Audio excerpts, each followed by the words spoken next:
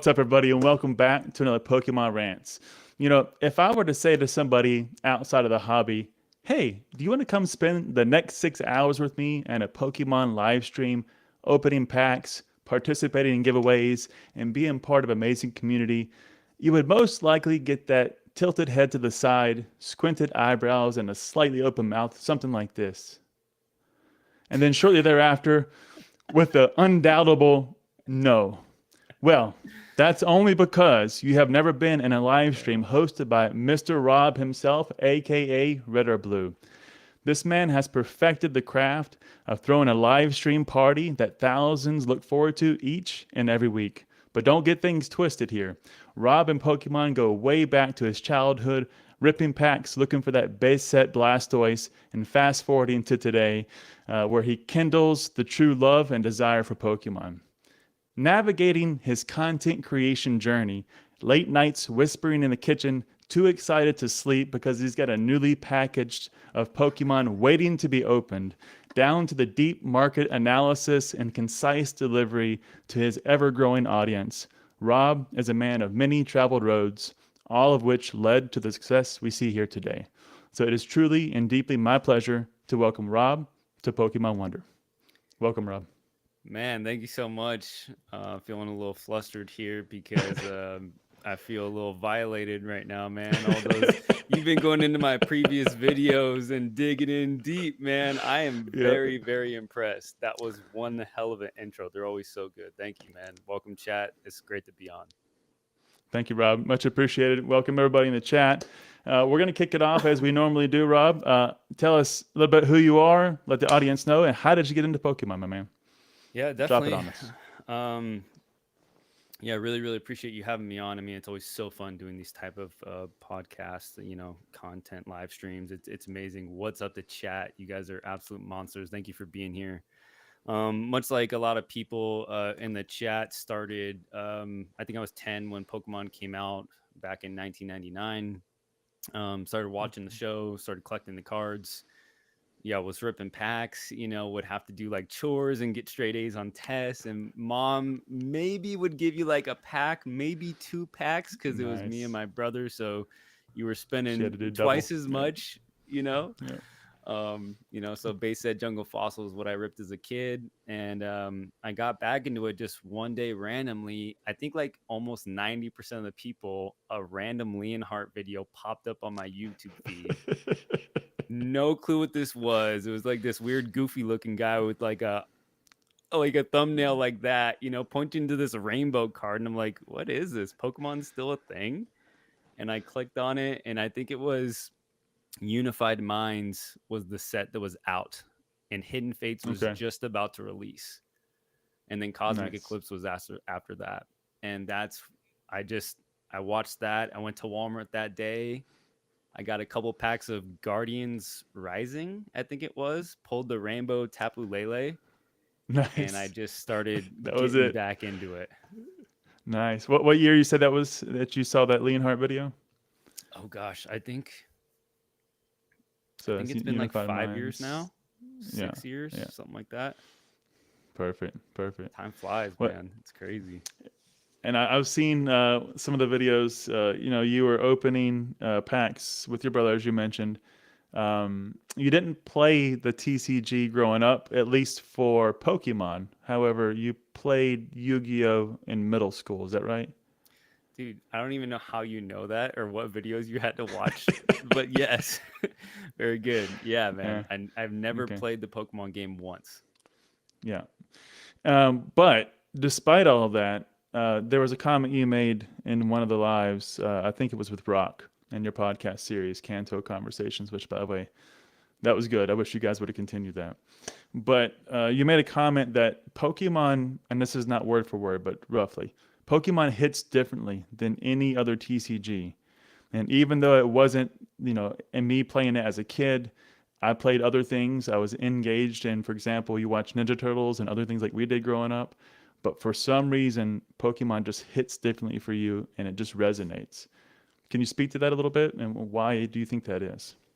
Man, it's so weird. It's like why do you look at art and some art speaks to you, or why are you attracted to certain women or men. You know, it's like Right. the heart wants what the heart wants. That's how I describe it to my wife, because she always says like, I don't get it, I don't get it. And I'm like, yeah, well, I don't either, but there's just something there that it fits and it works. And I think what's really tied it all together is this thing that there's some type of financial weight to it nowadays, that there's some type of like, this isn't just like I bought a booster box of Power Rangers, or like $1 a pack, something like that. You open the cards and it's like literally just picture frames of just like the TV show. There's no art Right. involved, there's no illustrators, there's no history, there's no chase, rarity, like none of that stuff. And it's like, that's cool. It's nostalgic. Power Rangers was huge for me as a kid. I loved Power Rangers. I had the flippy heads. So many stories of like dropping the Megazord and it breaking off one of the ears, and like all this like different stuff. And it's like, so why Pokemon and not that, And I think Right. maybe because of all those factors I mentioned, but a lot of it is just like there's stuff like today, like as an adult, I can enjoy it because like we like money now, as an adult. It's fun to play with money, it's fun to like enjoy my childhood, but there's also some aspect of like money to be made, if that makes sense. Yeah, it does. It does. And that's actually a good point because I was curious. One of the things I'm sure I missed because I couldn't watch all 448 videos that you have, but I tried.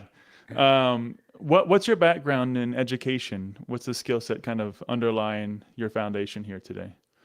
Honestly, I'm not very educated. I dropped out of college. I cared more about partying and chasing girls and living that life for a long time. And I actually dropped out of college. I had 2 years. But Okay. you know, What were uh, you majoring at the time when you were going?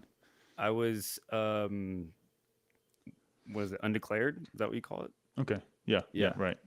Right. So Okay. I was a Just kind of late getting started. bloomer. I really Yeah. didn't know what I wanted to do with my life. I lived kind of like in a strict household, So once I got to college and I can kind of do what I wanted, like I started going down a path that wasn't good for me. I'll just Yeah. put it that way, Yeah. So Yeah. That's on the agenda for later. Yeah. yeah, exactly, Yeah. I exactly. already have it written down. Don't worry. Don't worry. All Yeah. right. Well, we'll jump in and we'll do some of the back end on your collecting. But before we do, as you rightfully did in the beginning, a few shout outs here to the chat. Thanks everybody for stopping by. We had Mrs. A jump in early today. Early today. So she was the first one to say hi. Mrs. A We, of is course, awesome. have Professor Oak. We have iFomo dropping in here. Uh, Chef, always supporting. Appreciate you, Chef. Mr. Walrus. That's right. Yep. No wrench for Chef yet. Chef will have to have one after our little party here in Charlotte. We got Jodo Jake, Marshall, Thrifty in the house as well. It's just John, Loot Squad, the Green Shiz. What's up, bud? Thanks for stopping by, man. We got Felipe in here as well. And of course, some more love from Chef and Miss A. So thanks so much, everybody. Much appreciated. We'll weave in the conversation as normal as we go through this. So feel free to chime in as we go through. Um, one of the things I was still curious about, and I think I saw it not too long ago, maybe a year ago, uh, is Blastoise still that base set chart, or Blastoise still your number one card? Is that still your favorite? Because I know you had pulled one in Spanish, I believe it was, and you Like graded it. Is that still your pinnacle? like my favorite card of all time, or just the most meaningful card, Yeah, or the latter. Yeah, okay, yeah, most. Yeah. I would probably say that's one of them. Another one is I have a couple. The other one that comes to mind is the Shining Legends test tube Mewtwo. Oh, I love that one. Yeah, Yeah. so when I was really, really Yeah. early on in my channel, I was doing like um I was buying and selling on eBay, and what I would do is I would go through stuff that I bought and like what I bought it for, and then like a month later Yeah. what I sold it for, and I would go in and I would show all the ins and outs. I was kind of doing like a Z&G Emporium style video, his old school videos where he had the camera and he was like walking around on his table and being like, "Hey, I sold this many packs a day." But what he never did was, and he would tell what he sold it for, but he would never say what he bought it for. So I was always Mm. like, I knew I wanted to kind Missing of a get into piece. that field of like selling and like starting to do that because I wanted to buy a lot of cards for myself. And I'm like, man, I just Mm, don't make enough yeah. money to be able to buy all these cards. So I'm like, I need to get into the selling game. And so I could start to like, fund my PC goals. And so that's something I started doing. I didn't see anybody doing it. They weren't being super transparent that way. So I was doing those type of videos, and a subscriber actually sent me 20 packs of Shining Legends to just Wow. open on the channel for myself. And I ended up pulling that test tube Mewtwo, and it graded a PSA 10. And I still have it like all Wow. these years That's later. awesome. So That's just awesome. stuff like that where people have like gifted me cards or, Yeah. um, that Blastoise was cool because it was the first vintage pack I ripped getting back into the hobby. So yeah, just stuff like that. How about you, man? I would actually say the same. I just got one, ironically, today from a good friend, Gerald. I don't know if he's going to jump in here today if he has time, but Gerald Liu out of Singapore. He's gifted me some amazing cards. He's given me some beautiful Lugia promos. Absolutely love the gifts, probably more than most of the things that I pulled. There was a few things that my kids bought me that I enjoy too, but they end up wanting them in trade, so they That's somehow awesome. get those back into their collection, which is fine. I get to look at them. I was just showing it in actually one of the past lives we did, but yeah, I think for me, one of my main pinnacle cards is right now. My Gold Star Charizard. I really, really like that card. It was something I've been trying to English or work towards. Japanese? Sorry. English, yeah, Okay. English. Yeah, so I was able to achieve that and happy with that one. So that's probably one of my tops. But I do have the test tube Mewtwo. I'm more of a binder guy though, so it's all in one of my binders, and I just thoroughly That's enjoy awesome. flipping through that and just enjoying it. I'd love to know chat's response too. If you guys have any, stuff Yeah, that's near and dear to you, or one of your favorite cards and a story behind it. If you got it, awesome. But Gerald yeah, I'd was love to hear it. here. Also, Was he R&D here? says, congrats on 1K. And yeah, man, that's Yeah, I huge, see that. dude. 1,000 subscribers is a huge milestone for any channel. It's massive and Yeah. very well deserved. So just wanted to give you a, silent round of applause in the chat. Let's make some noise, guys. Let's make some noise. It was awesome, man. And I did that. If for those of you didn't see or join, I was actually in one of Rob's lives, and I don't know what number I was at before the live started, but Rob's always showing some love and giving some shout outs. And sure enough, he pushed us right over the edge, and I got to celebrate that at about 10:20 on Monday. So that was a huge milestone. I'm still kind of flying high on that one. It was so much fun. So thanks, Rob, and thanks everybody in the chat, and of course both of the communities to support. Much appreciated. Absolutely, man. Absolutely. Our Academy Chef's Pikachu says Poke Chef. I Ooh, love that. nice, I love that. nice, man. I would like to see that one, man. If you got two, we'll trade. Oh, David said Nice, Rob man. graded my first PSA 10. Hey, that's what's up, man. Right on. I love it. I love it, man. Dropping the Lugias in the chat. R&D Pokemoners. Zach, man, I appreciate you, man. As always. When we think about this too, one of the things I saw you do, Rob, was you actually, and this was early on. I forget it was like video 5 or something like that. Oh You man, actually those are pulled, cringy. you pulled the shiny face Charizard. It was Oh heavy man. OC left to right, but you pulled it, and you were like your reaction. You actually said it when you started the video. You said, I tried to edit this out, and I was rambling, and I couldn't quite get myself together, but I tried to piece it together the best I could. But it was that video where you pulled that shiny face Charizard. So that was a great pull. But then after I watched, I don't know, another 15, 20 videos, I saw that you sold it about 2 years later. I would have thought you would have kept that one. Yeah, it was Hidden Fates, by the way, not Shining Oh, Hidden Fates. Fates. I'm sorry. Yeah, Hidden Yeah, Fates. Yeah. big difference there. Big difference. Yeah, man, it was the first pack opening that I did on my channel. And I was opening Hidden Fates like a madman back then. I would drive like 2 hours to the city in Wow. hopes of just finding like a tin or two. You know what I mean? This is like, it was like fun to me to like go and hunt and chase and do that Yeah. stuff. I didn't really want to pay extra money on eBay and stuff. I wanted to get it like retail, and I Today. didn't Yeah. have any connections at the time. I didn't know like specific sites and people. I wasn't connected. I was a total noob.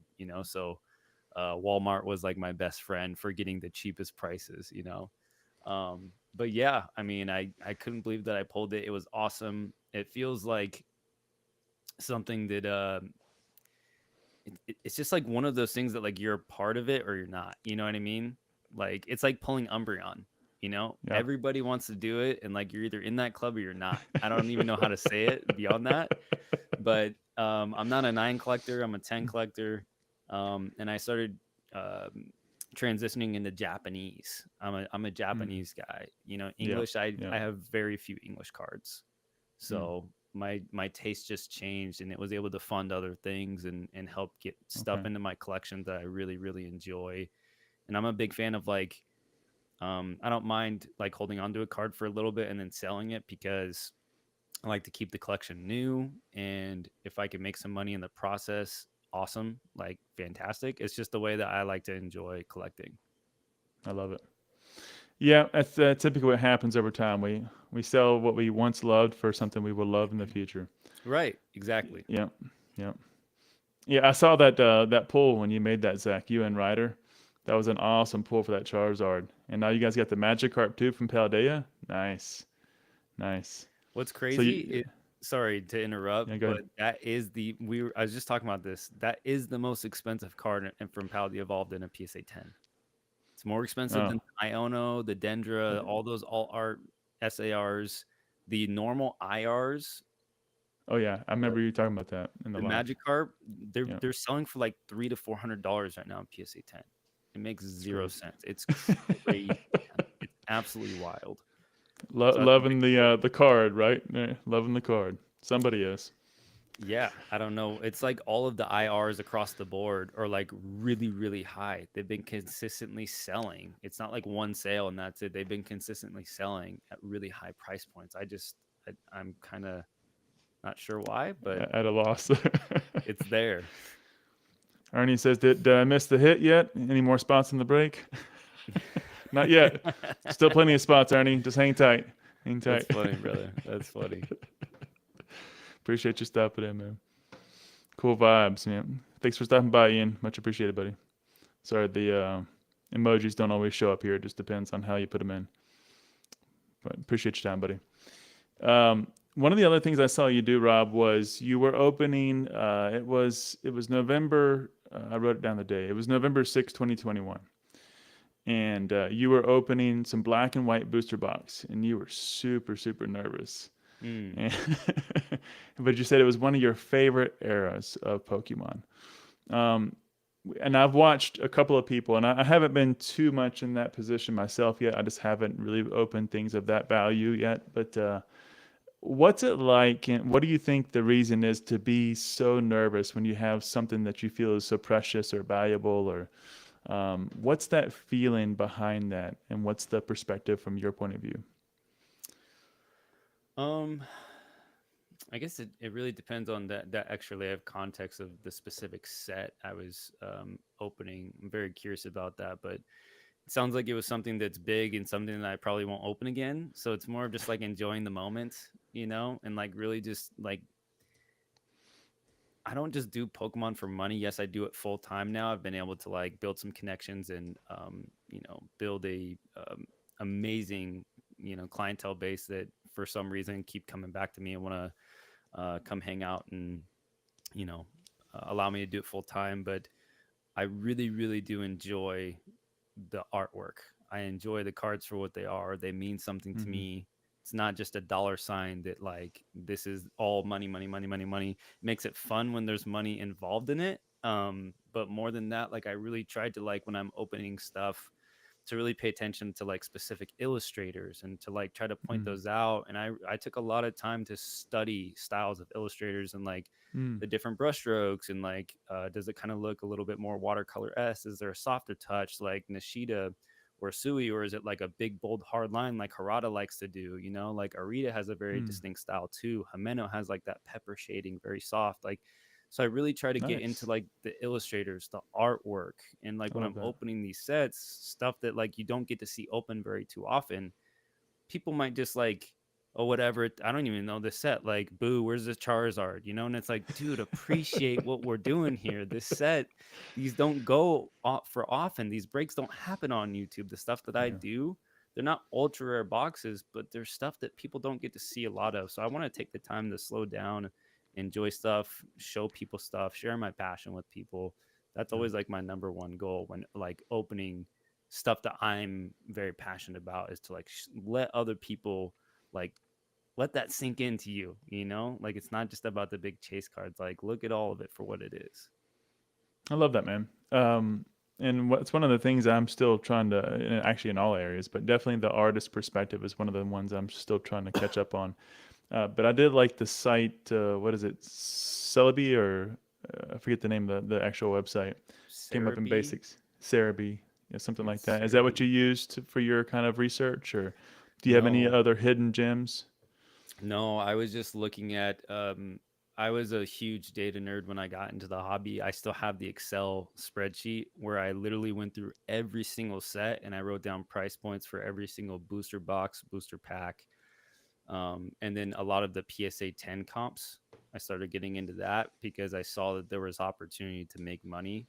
And so I knew I needed data and research. And so I took Mm. hours and hours and hours and hours and hours to aggregate this stuff. And in doing so, I would start to look at every single set list on Pokelector. You know, I would Yep. look at every Yep. single card through that, and then I would start to pay attention to the illustrators, and I could start to see patterns through stuff over just Okay. repetition, looking at cards Just looking at every all the night for cards. hours, every night. Like I was just enthralled in this stuff. So it was just more of just doing it that way. Okay. I love that, man. Being Hmm. deep in the hobby, deep in the numbers, deep in the data. Yeah, I agree with you, Yes. Mrs. Howard. Yes. Yeah, you gotta fall in love with the artwork, and that really touches on what we'll probably speak to a little bit later on the whole modern topic as well, because it's been something I saw you speak to quite a lot. Thanks for stopping by, Boondock. It's always good to see you, my friend. Yeah. Smelly, And what's up, brother? Felipe, how you doing? Good to see you, we boys. Thanks for hopping also in. got some, yeah, got some support there. Appreciate that, Zach. Yeah, if you guys don't already, make sure you subscribe. Red or blue. It's fun times, man. You guys will enjoy it. You will Thank you. enjoy it. I promise you that. One of the cards I know that you're gonna remember. So I went maybe too far back in the last one, but this one I know you remember. It was one of your Grail cards you picked up. It was an Espeon 2003 from, let's see, what was that?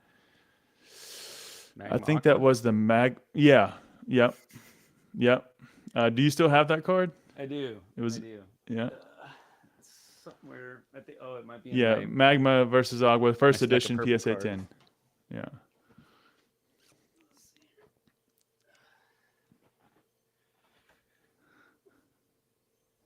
You got a special Sorry. box just for some specifics. No, I was doing like sometimes when I do like the backdrop, I do like like a theme, and this backdrop that I have Uh, here were all purple like psychic Pokemon. uh, So I like it. this is the one that you're referring to. Yes, that's it. Yeah, it's Nice. Still got it, man. I love it. mhm. I love it.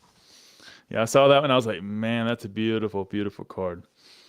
And well before that, though, this was probably around the time that you were, your wife, or I'm sorry, girlfriend at the time, was sleeping because she had to get up early the next day. I think at the time she was managing Starbucks, if I remember correctly. Oh, that's a while And ago. yeah. And you were in the kitchen, you were whispering, you didn't want to wake her up, and you had gotten a box in that you just couldn't wait to share. And so I know that feeling all too well. And so you wanted to crack it open, and you walked over there, and you ended up opening it up, and it was a sealed booster box case. Do you know which one it is? I think it would be Burning Shadows. That's right, Burning Shadows. So you paid about $1,000 for it, and you talked about the value of it in a couple of years. It was funny because I was watching that this week, I'm sorry, this week. Hmm. And I looked at the current price. I said, well, let's see. What's it going for? And yeah, you were right. Yeah, it was going for about exactly what you said, slightly higher, actually. I was like, I wonder what he did with that. Did he keep it? Did he sell it? Did he use it to, fund a break? What happened to that first seal? Because the way you talked about it and the excitement that you had, it made me feel like that was your first case purchase. Would that be accurate? I don't remember honestly if that was the case. Yeah, I don't know, man. I roughly remember what you're talking about, but the excitement, what it was around, I don't even know what the point of the video was. I couldn't tell you, you know. Yeah, But I ended up too selling far back. it Oh, okay. because it just again I wish I could never sell. Like if I had the money, I would never sell. Yeah, I would only buy. I could just be a collector. That'd be awesome. But I don't live in that world. yeah, So fully certain understand. things reach certain price points, and it's all about what am I comfortable with that profit margin? Does it make sense? What do I plan on using that for? You know, there must have been Yeah, something at the time where something came up, something else to buy, a better opportunity that I saw future growth, you know, future upside down the line that maybe I wanted to reinvest, or maybe we just wanted to go blow some money on a vacation, you know, or whatever. I don't know. So, right. but I did sell it for a good profit. I don't remember exactly how much it was, but it was good. Okay, all right. I was wondering because I was like, well, it's basically threefold now. So if he hasn't sold it already, it's a good time, good time to do so. And there was another one where you talked about, and I didn't get a chance to watch the follow ups, but you were talking about telling the audience how they could, how no, I'm sorry, showing them how you took a $10,000 investment and you turned it into 30 or 40,000, and you're going to kind of walk them through that journey. Was that just kind of the showcasing of your early days, kind of moving into this as a part time at the time? Or is that actually you kicking off your official business? Because I couldn't catch all the follow ups from that No, that was not me going into official business. I was just doing Pokemon part time for then. fun. And Okay. really, honestly, what it was, and this is why I like being a collector first, is because as I started getting more serious, I think my first big purchase that I got, I Hmm. spent $4,000 on a first edition Gym Challenge booster box. And when I Oof. told my Nice. girlfriend that and my parents that, my girlfriend was just like, she's not the What do you controlling mean? type, but she was just like, really? Like, seriously? And my parents nearly fainted. Like, they're like, what are you doing? Like, what are you doing with your life? Like, why are you doing that? You know? And Right. it's hard to explain, those justifications. But as I started getting a little bit more into it, I started taking more and more risks based on like either upside Mm. stuff that I could see the potential with, or just really falling in love with Pokemon again. And so part of that falling in love and being a collector was like grew up opening base sets. So I started collecting unlimited base set PSA 10s. And as I got through almost all of them, Yeah. that 2020 boom hit and prices just skyrocketed, and it's like I would be a Insane. fool to hold on to these cards at the prices that they're at. I'm like, I can always go back and rebuy them if I want because I know that they're going to drop. But honestly, it was right at the time where my taste really started transitioning into Japanese exclusively, and it just made the most sense. It made So sense. Yeah. I think I was probably just walking people through of like, what it was I was doing or whatever. But no, that was not the official launch of my business. Okay. I've Okay. only been doing All it right. I for was like curious. a little bit over a year now, officially. Okay. Okay. Yeah, I was curious. I was like, well, that would have been a great kickoff. But I do recall also that you had bought a Team Rocket booster box as well. Hmm. uh, and you had talked through the process of trying to identify why this guy had the box, why was it at this price, and you end up having this conversation with him, and he ended up being like one of the top. I forget. Forgive me if I'm not getting the details right, but he was like one of the top sports card graded like collectors on the PSA registry, Yep. and you guys chatted for quite a while. Felt pretty confident about the box. He seemed to have just gotten it through another acquisition, and it really worked out in your favor. And as you got it back and you kind of checked it out, you actually held it for a little while, but then you said, "I gotta know, I gotta know." So you cracked it open, weighed the packs, and sure enough, it was a legit box. And those kind of moments don't happen too often. And when you get something like that, it's special to be a part of it. But then, of course, to your point, what it can help you do as that next evolution in your journey is quite amazing. Yeah, those moments don't happen as much anymore, at least for Yeah. common people. If you're Pokerev or Cool Trainer Ryan, or Pokevault or these big names, people are going to come to you with collections. People are going to like, they're going to see your video on YouTube. Their kids are going to be watching you. Their grandkids are going to be watching you. And it's like they get reached out to all the time about just buying collections in bulk, you know, so they can get those spicy deals. But back then, it was a lot more common, you know, it wasn't as optimized. It was just starting to get, but yeah, you could still find really good deals on eBay. And if you were like wanting to do the work, I remember listening to like a lot of SM Pratt getting back into the Mm-hmm. hobby, and TCA Gaming and Gem Mint Pokemon, and them all talking about making connections and asking questions and like really putting yourself in this thing. And so that's what I just started doing with people. I just randomly talk to people, reach out to people, and I definitely started doing that on eBay. And it just led to Yeah. so many, like Rock Pokemon. Initially, he bought a gym challenge booster pack off of me, and then we started talking on Instagram after that, and then we just like instantly hit it off. You know, it's like I love that. so many things have been like that for me, where I've met people through selling or through buying and just talking about the hobby, just sharing our passion for Pokemon, and it's turned into like lifelong friendships. Like it's crazy, man. It's really really cool. Who would have ever thought this 20 years ago, right? Hey, you're gonna dive into Pokemon. It's gonna change your life forever, and everybody's gonna look at you at least initially and think you're crazy, and then they're gonna look at you a few years later and say, "Oh, that worked out really well." Yeah. Yeah. Yeah, No, yeah. Good absolutely, times, man. man. Some Absolutely. some love from Peak That Chew. Thanks for stopping by, my friend. Rob's one of the great ones, man. You got that right. Got that right. Thanks, brother. Fully agree. Appreciate you.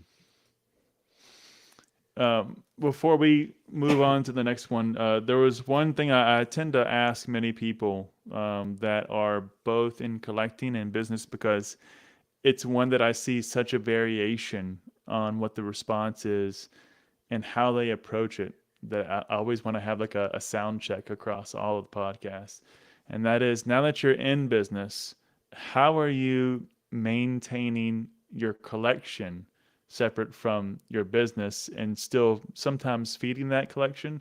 I know that's obviously slowed down a little bit, not having quote unquote a normal full time paycheck, but typically as that business scales, and again, shout out to Dan at Catch 'em All Collectibles and many others, Nick, Old School Pokemon, their collections just disappear Hmm. and it turns into business inventory. And next thing you know, they all they have is an idea of a collection. How are you still maintaining yours and kind of walking through that tightrope? Yeah, it is a tightrope. That's a great way of putting it. um, it has drastically slowed down, and Yeah, not because I've fallen out of love with it or because I don't have the money for it, but I see the potential that like what I'm doing is working. And in order yeah, to grow, you just got to go all in. Like I have to be yeah, willing to sacrifice stuff in order to build the brand. And so I still get to collect little things here and there. I have a lot of stuff in my PSA pile that I like to drip into PSA over time. And so the way okay, I like to collect is basically anything that comes through my hands, even if it's just for a few days. I look at that as like, hey, I get to mm, hold this beautiful, beautiful Wind from the Sea Slow King PSA 10. Like it's just like, oh, I get to hold this card for as long as I want, you know, while the time that I have it, I get to enjoy it.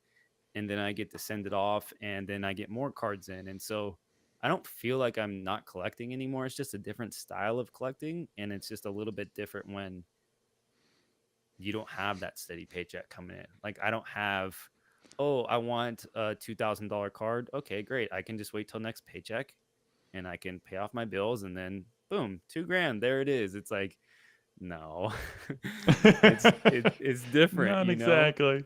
So No, people ask me all the time, like, why don't you open a packs for yourself? Why don't you do vintage for yourself? Why don't you? It's like, well, I already get all that joy in doing that every time I stream for other people.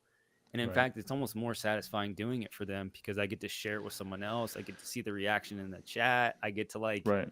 like experience that with them, and I still am being financially responsible and making money to put towards helping my family and all that stuff because I don't have any other income. So to me, it just like it's okay. Like and it feels good to be able to do that, you know?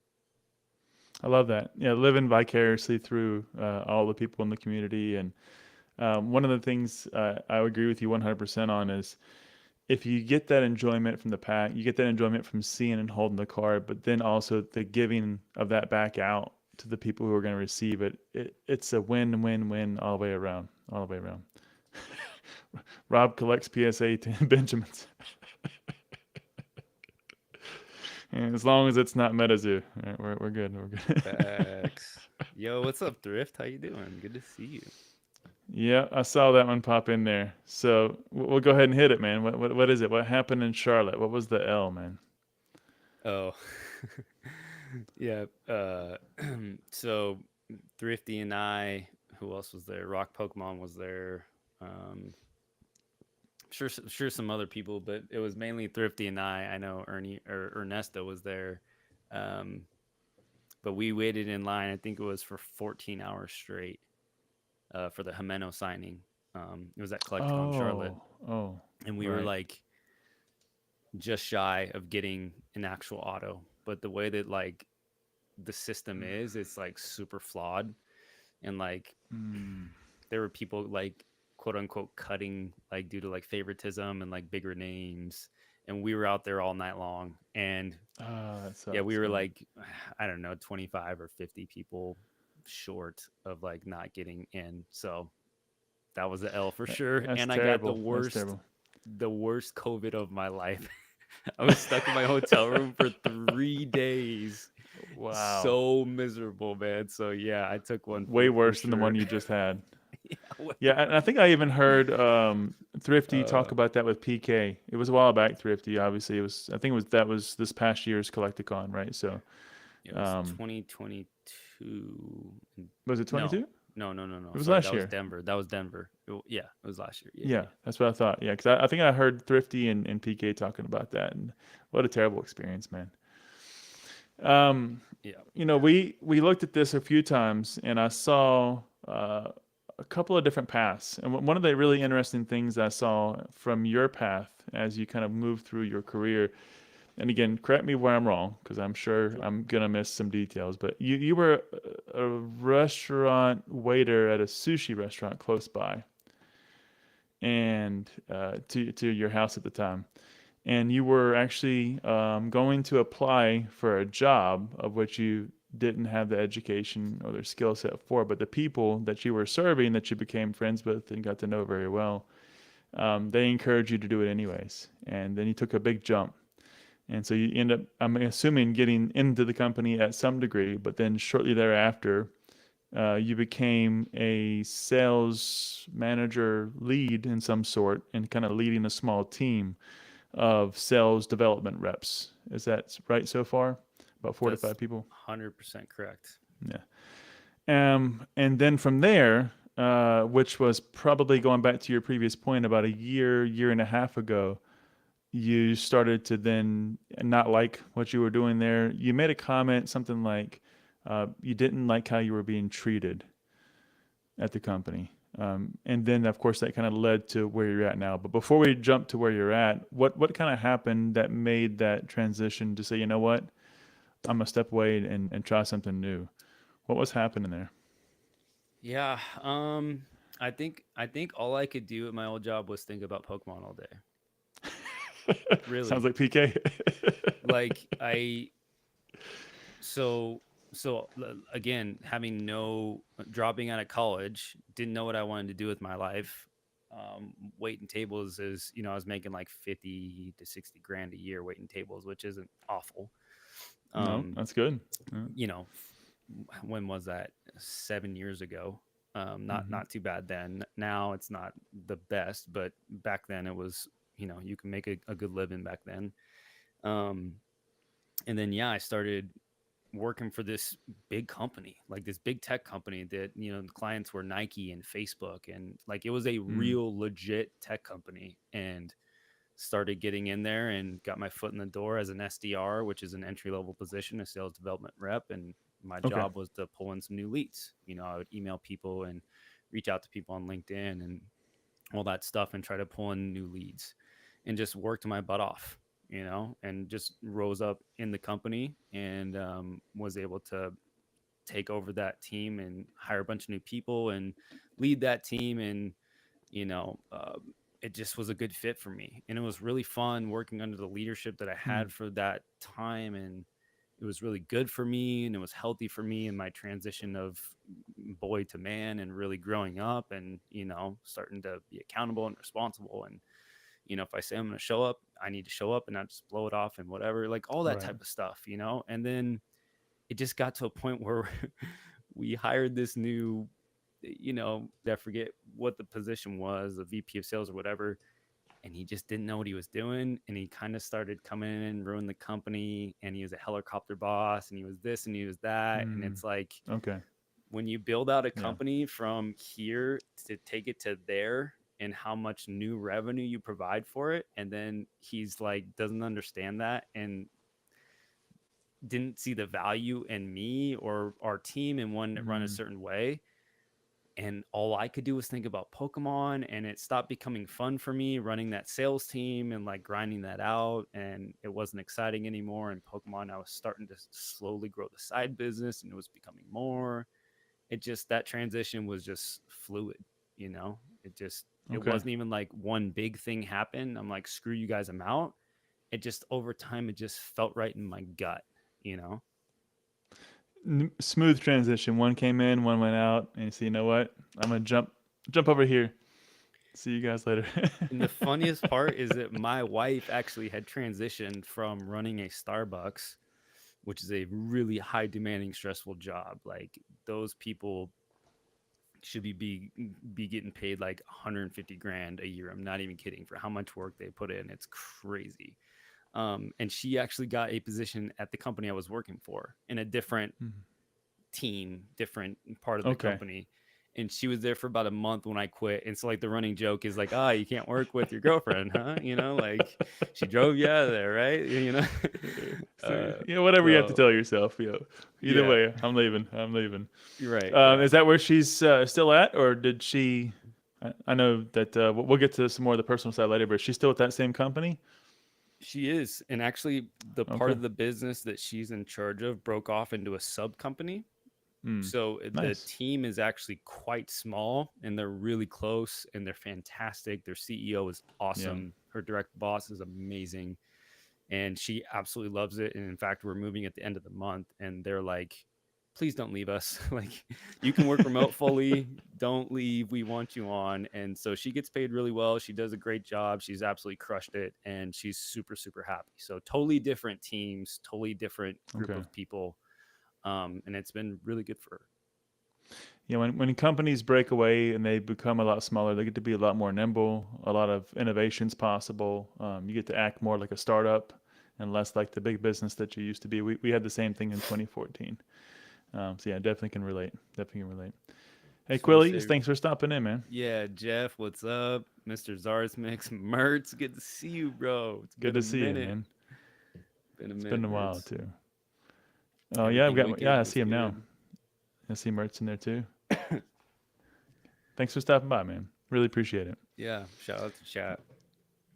I I don't know, man. Building a restaurant between me, Orion, and Rob, and you. We could do it. What we gonna call it, man? Think of a good name. Yeah, you got to catch us on the name, chef. Something a zinger, man. You gotta give a good one. We'll see. We'll see. We'll throw in some GoFundMe. I love it, man. Now that takes us to kind of where you transition, Rob. So you obviously said it was a smooth transition. The Pokemon side was growing. Was that a hard conversation to have with your With girlfriend and wife at the time? To say, no, hey, you know what? I'm doing Pokemon. Or was it just say, hey, look, here's the facts, here's the numbers. And she's like, yep, I see it. We're good. Go for it. yeah, I don't know how I've been blessed with such an amazing woman in my life, but she has never been a controlling, what's in your bank account, what's this, who's that, where you going, da, da, da. She's always like, the trust has always been there in all aspects. Um, and she was just like, go ahead, go for it. Like, if this is what you want to do, awesome. Like, I love that, have man. fun. You know, you can always go back to getting a sales job if it doesn't work. Right. And that was true. Like I had 4 years of experience running a company. I could pretty much go to a lot of places um, and get a job, you know. So if it didn't work out, and that would have been the game plan. But luckily, um, something weird happened, and I'm still here, you know. And we're So, glad you are, Rob. We're glad you are, my friend. thanks, brother. So, how does this look for you now? You're a year and a half in. I mean, are you just super stoked about the way this is going? And you kind of mentioned that as you relate this to your personal collection, that growth and seeing the potential continuing to go just makes you want to go in even deeper. Um, are you kind of just not looking back and you're just running full speed ahead? Do you see any troubles in your waters? How's things looking now, a year and a half in? Dude, it's amazing, man. Like, it's all such big learning curves. It's all so fun. It's exciting. It's stressful, but like, I think when you have just an amazing community behind you, I think like anybody, like you know Dan or you know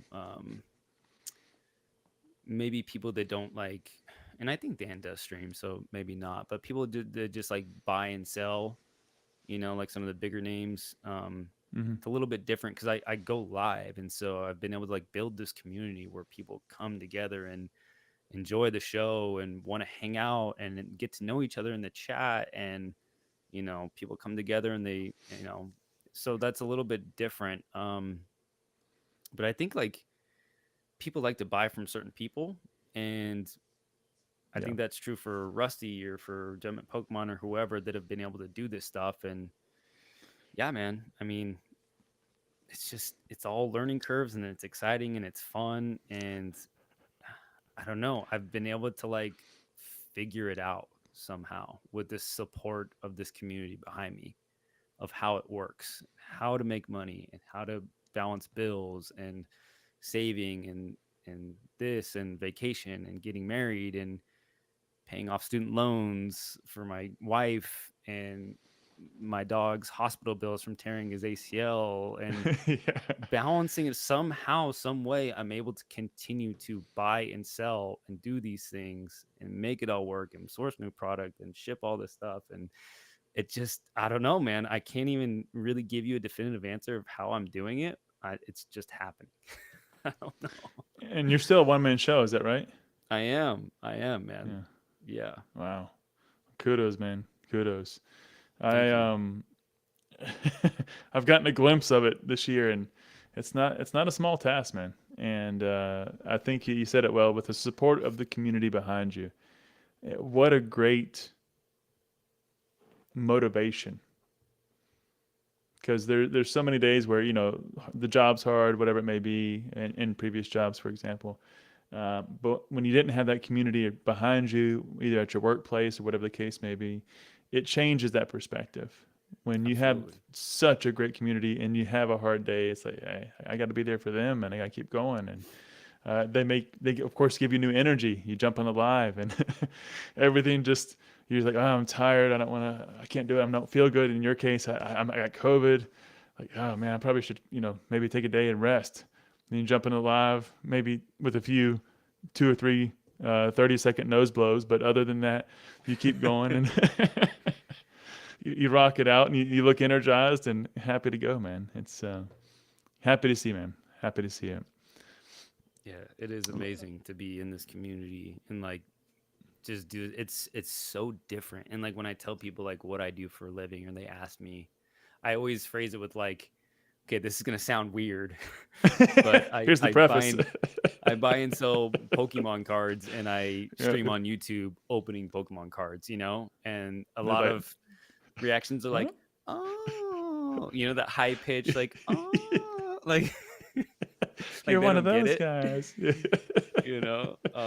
But then a lot The of people like YouTubers. when I opened the LLC, the guy who helped me do it on Zen Business, when he was like, hey, tell me a little bit about your business, he ended up being like, holy smokes, I'm just getting into the hobby myself, and I'm buying and selling now, and da, da, da. So it's like it's becoming more and more common for people kind of Yeah. like a little bit younger, but trying to Yep. explain it to like grandparents or like, hey, how's that Pokemon thing doing? I'm like, oh my gosh, like stop, That's exactly what my grandmother said. She came for Christmas. I brought some Oh, Pokemans for your kids. I'm like, thanks, Grandma. yeah. Appreciate it. Yeah. So, and she says, well, I tried to get all the different ones, but so many of them are the same. I said, it's just the pack artwork, Grandma. It's okay. They're different on the inside. She's like, are they really? Like, yeah, it's okay, Grandma. Oh man. Yo, what's up, Walrus, Civic? Good to see you. always keeping it funny in here. Hobby is full of rich dudes and great marriages. It's gross. Hobby is too full of rich dudes. Yeah. That's And hilarious. yeah, definitely wouldn't classify myself as rich by any means. I'm in that, like, when you start a new company, a lot of new companies aren't in the black until like 3, 4, 5 years Yep. into it. And so Yep. although that's not my case, I'm definitely not like way into the black, so I'm definitely building. I definitely took a huge pay cut from my sales job for sure. Yeah. But when your quality of life has gone up so much and you enjoy what you do, and like I've been able to build so much like long lasting memories and friendships off of this last year of doing it full time, that's priceless. It is genuinely priceless. So I'll get Fully there. agree, man. Fully agree. So it looks like we got our name, Rob. So kind of sounds familiar, right? Chef's gonna call the restaurant Canto. I love it. There it I love is. it. There it is. Yeah. Give us a draft menu, chef, and we'll get working on it. Actually, Thanks I for. actually love I loved being a server. I love waiting Mm, tables. It's weird because I'm a huge introvert and I don't want to go out and hang out with people. But when it's my job, there's just something there. Like, all it's right, I'm different. there, I'm It's different. here. Yeah. I enjoy taking care of people. I like being in the Mm, hospitality business. I like when people walk through the door, I know their names, I know what their drinks they want, what they order. I want them to make them feel comfortable and special. And I yeah. think that's really helped carry over into my streaming and knowing Exactly. people and creating this community and environment where people, do enjoy coming back, do enjoy that hospitality, those good vibes, because that's what I did as an adult for my job up until the 4 year stint in sales at that real company. That was my first real job, was Mm, doing that. Everything else before then was lifeguard and swim coach and restaurant gig for, you know, pretty much like, 8 years. after high school, yeah, Hmm. around yeah, yeah, yeah. It changes us, man. It changes us in this case for the better. Thanks for dropping the links there again, my friend. As always, hot on the trail here to keep the community support going. Drop Civic some love if you haven't already. I dropped in there for a few minutes today when I was picking up the kids to say hi. I want to see somebody on their third marriage hemorrhaging money get interviewed. And perfect response here, Chef. Don't worry, Walrus. You're gonna be on here. That's fantastic. I'm not gonna lie. I'm ecstatic for Felipe's interview next week. I Oh, am it's gonna be fun. so It's gonna be ready fun. to see Felipe on this thing. I cannot wait. Really. Felipe, we gotta schedule our call for early next week, my friend, as we discussed, or maybe this weekend. But we'll definitely get it on the books, and then in terms of the pre-call, that is the pre-call. But yeah, so everybody check it out next Thursday, 9 p.m. Eastern time. Felipe will be with me next week, so it's gonna be a blast. Yo, thanks, Ernie. Appreciate you, man. Thank you. Thank you. If I'm missing anything, feel free to let me know. Oh, I see. Yeah, super genuine. Yeah, it makes for a great time, and you can feel that in the lives. And that's when I said the words in the beginning of the intro. Perfected the party that happens during the live stream, and everybody wants to be there. It's fun, and thoroughly enjoy it. So you can see that just kind of resonate all the way through the live stream, and of course the people feed back to you, and that just continues to fuel the fire. Yeah, Yeah, he's man. doing a killer job. Thank you, guys. Thank you.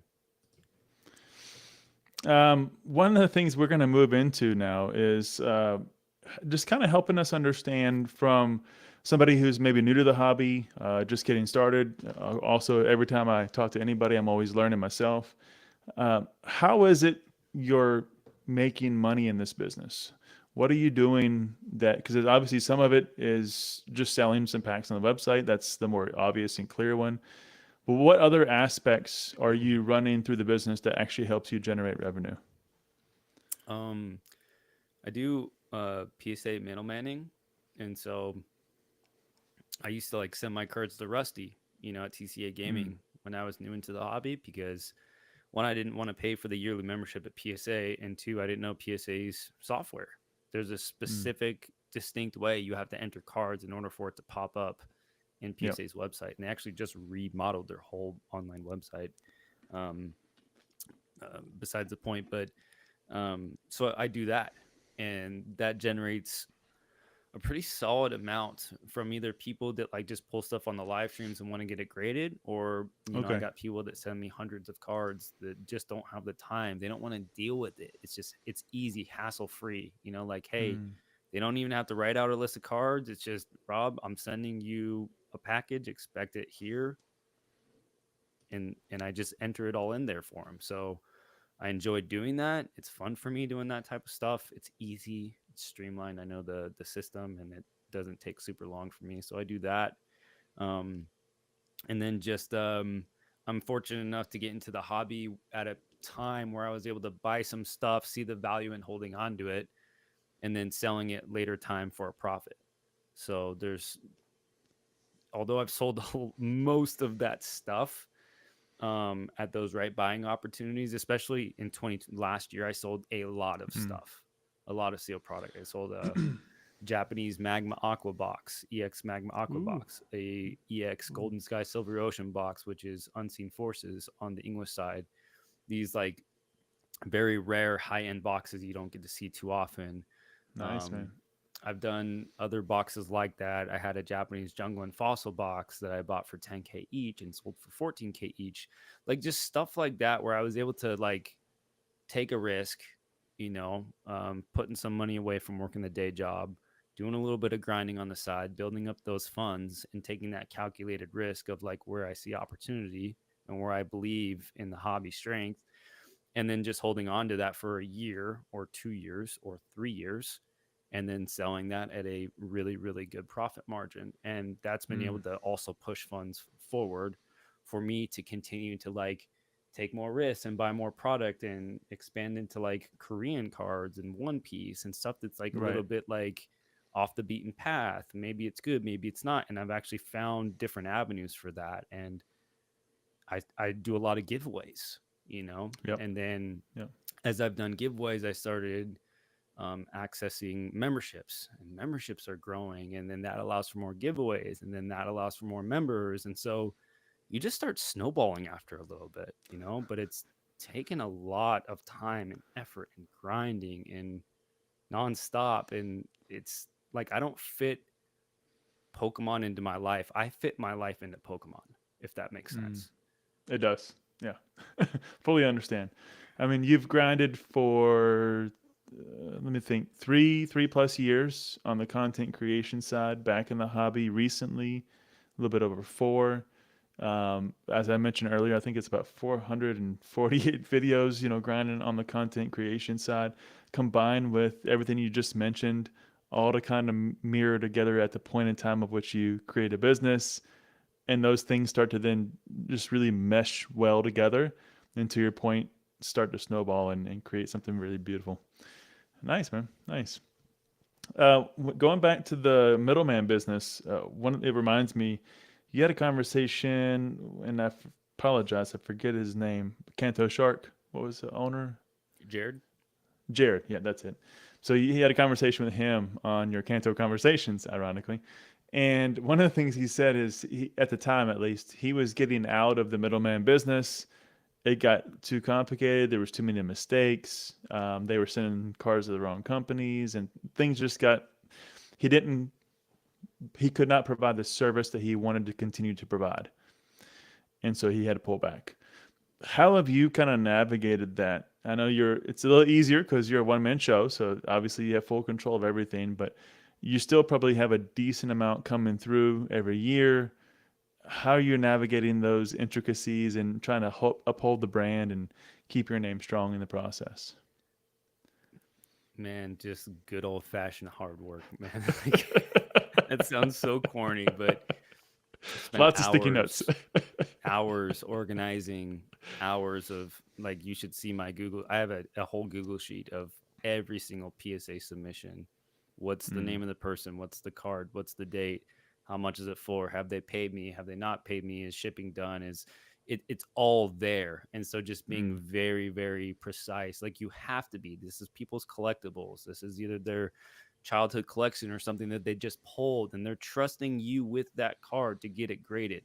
Like I can't, there's no room for error. There's just not. Or this is someone's livelihood. Like they're looking to make mm, some money to put some food on the table. So I take a lot of time of just like organizing everything and making sure everything is good. But once you have like that foundation and those fundamentals down, it's right. just like you're just doing the work, but I'm like listening to music or I'm like watching your podcast or I'm like, whatever. It's like there's just you kind of just multitask and you're hanging out, having a good time. It's like instead of watching Netflix, I'm doing that. Instead of playing Call of Duty, I'm working.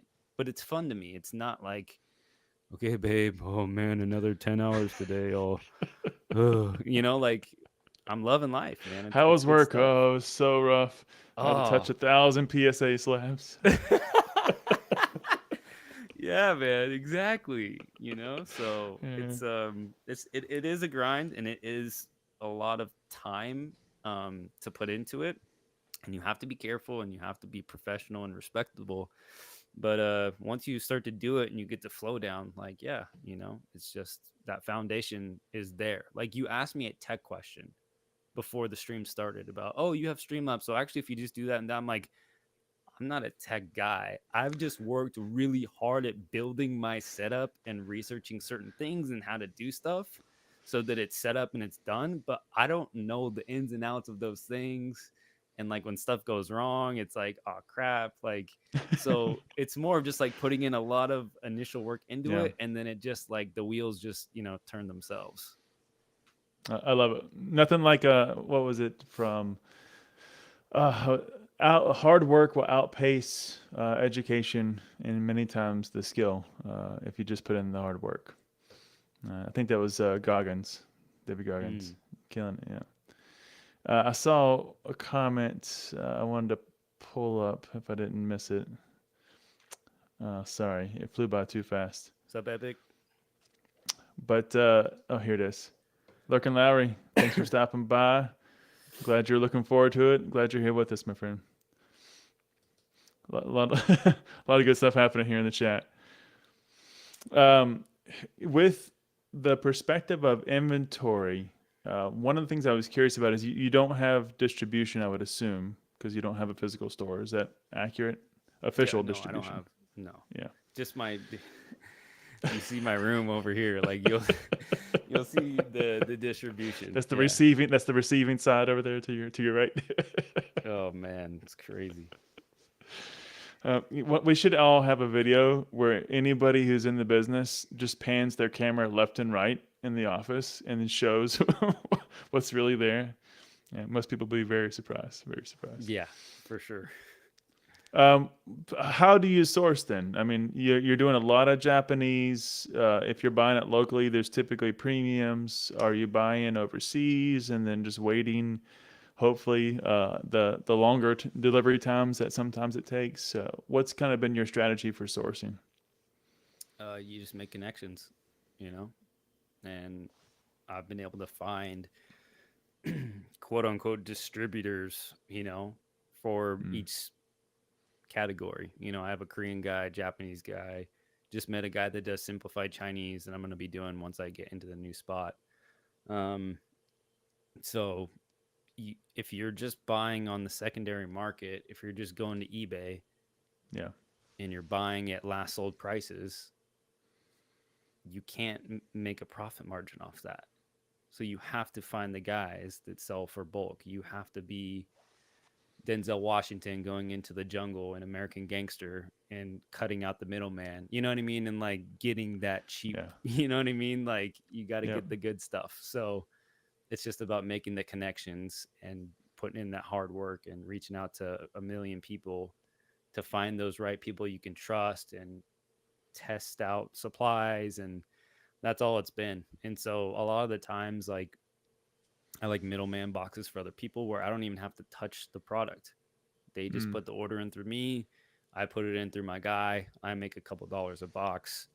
Don't even have to touch it, and it's money in my pocket. So, and they're getting it for cheaper than what you're going to find on the Then secondary market market. price. So Right. it's a win-win for everybody, you know? So, um, Kind of goes back to your points about making connections all over these years through IG and eBay and everything else, yes, and finding those right connections. Yeah. exactly. Exactly. Are you only on mainly Instagram and your website, or do you sell in other places that I'm not aware of? Because when I try to put in your supporting links in the description, I only found a few. Did you have a couple of other selling strategies, or? Nope. It's mainly, I just sell via YouTube, obviously, when I'm streaming. And then when people want to buy packs, they just go to redorbluepacks.com, buy the stuff on the website. And then I, do it off of my Shopify. And then I sell a lot on Instagram. I Okay. used to sell a lot on eBay. But I think this last year on eBay, I sold like only like $5,000 or $10,000 or something really, really low, because I don't want to pay those fees. Like, I just, why would I sell it on eBay when I can sell it for a little bit cheaper on Instagram and it's instant cash in my pocket? Like, I don't have to wait for eBay to send me the money. I don't have to pay them. I can give them a better price. They don't have to pay taxes, all that stuff. It just made more sense to me. So I just tried to start building up a following on my socials. And then I also have a Mm. Discord where I announce the box breaks and to get to hang out with people and talk and stuff like that. So Instagram, website, Discord, eBay a little bit, but that's about it. That's I'm not pretty a much it. TikToker or um, anything else like that. Okay. All How right. about you? Do Yeah. you do you do you sell a lot? I sell. What's a lot? I sell a decent amount. I think I've finished off the year. I started in selling in June, July. And I think I finished the year with about 400 orders. That's awesome, man. So, yeah, so You it kidding went me? really well. Really, yeah, really well, really That's well. awesome. Um, Right on. but I use Shopify, and that integrates with eBay and TCG Player, and Okay, I you do do less. TCG player. Yeah, I do less graded. I do more singles. Gotcha. Yeah, yeah. So that's my Awesome. space, and graded is usually just a little bit, just kind of fun. Back to your point, some of the PC and some binder collections and stuff for the kids. But yeah, good stuff. Enjoy it. Rob is my pusherman. Sister Weezer. I love it. Good stuff. Oh yeah, great analogy there with American Gangster. Exactly. Cut out the middleman. Sub Kind lurking. of straight to the source. Straight to the source. So how did 2023 finish off for you? That was that a full year for you? Yeah. So that was your first full year. Is that My correct? first full year. Yep. Yeah. So Yeah, it how did that was. finish off for you? Um, it's like bittersweet. I had to, because I didn't, before in 2022, I had 4 months at my old job. I think it Mm. was I think it was 4 or 5 months. And so I was kind of a bad boy and I just claimed what was on my W-2, because Ah, everything that I didn't have a website back then. And so everything that I've done is always PayPal, friends and family, Venmo, Cash App, Zelle. It's always been that. So I was a bad boy. Don't follow my footsteps. Claim with the IRS. You'll get pinged and really hit hard if you do get audited. So it's a huge gamble. It was a huge gamble on my part. Um, and so it looked like on paper that I only made like 30 grand that year, mm. and then this was the full year where I'm like, shit, I don't have a W-2 or, whatever it is from an employer. I'm the employer. And Right. apparently, as a business, you're supposed to make quarterly pre-tax payments to the Mm. IRS. I didn't know about that. Again, learning Mm. curves, uneducated, like, so I had to pay like 10 grand just a few weeks ago at the end of the Mm, year to the IRS. So that's like it ended strong. I did, and again, this is not a boasting thing. It's just like, hey, what can someone do in their first year of doing this full time?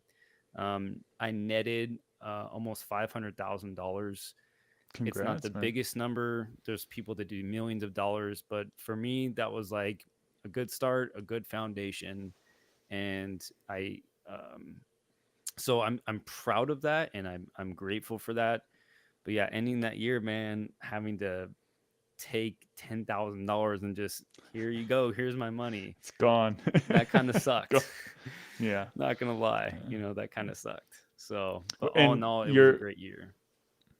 well. First of all, congrats, because that's huge, man. For year one, that's awesome, especially to bring home as a net.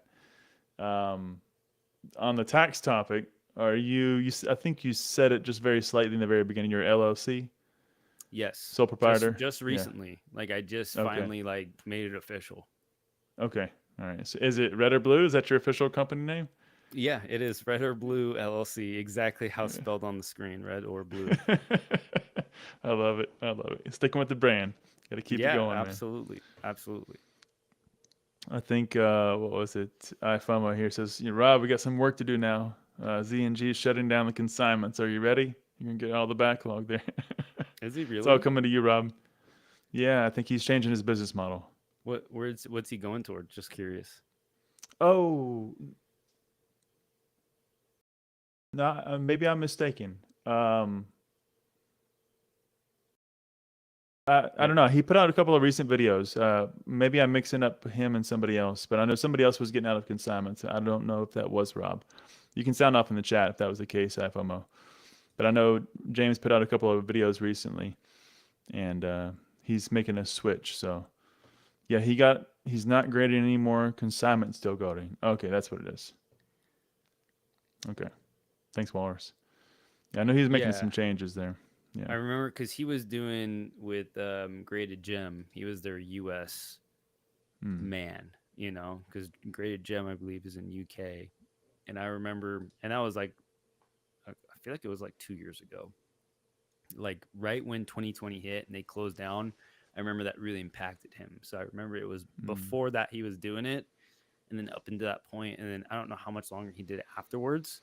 But yeah, I don't keep up with ZNG anymore, but I remember him doing the consignment thing, and I Yeah. continued to see his consignments on eBay. I watch a lot of those auctions, Yeah. for sure. He's been killing it, man. Last year, I think he did a really good job, from what I understand.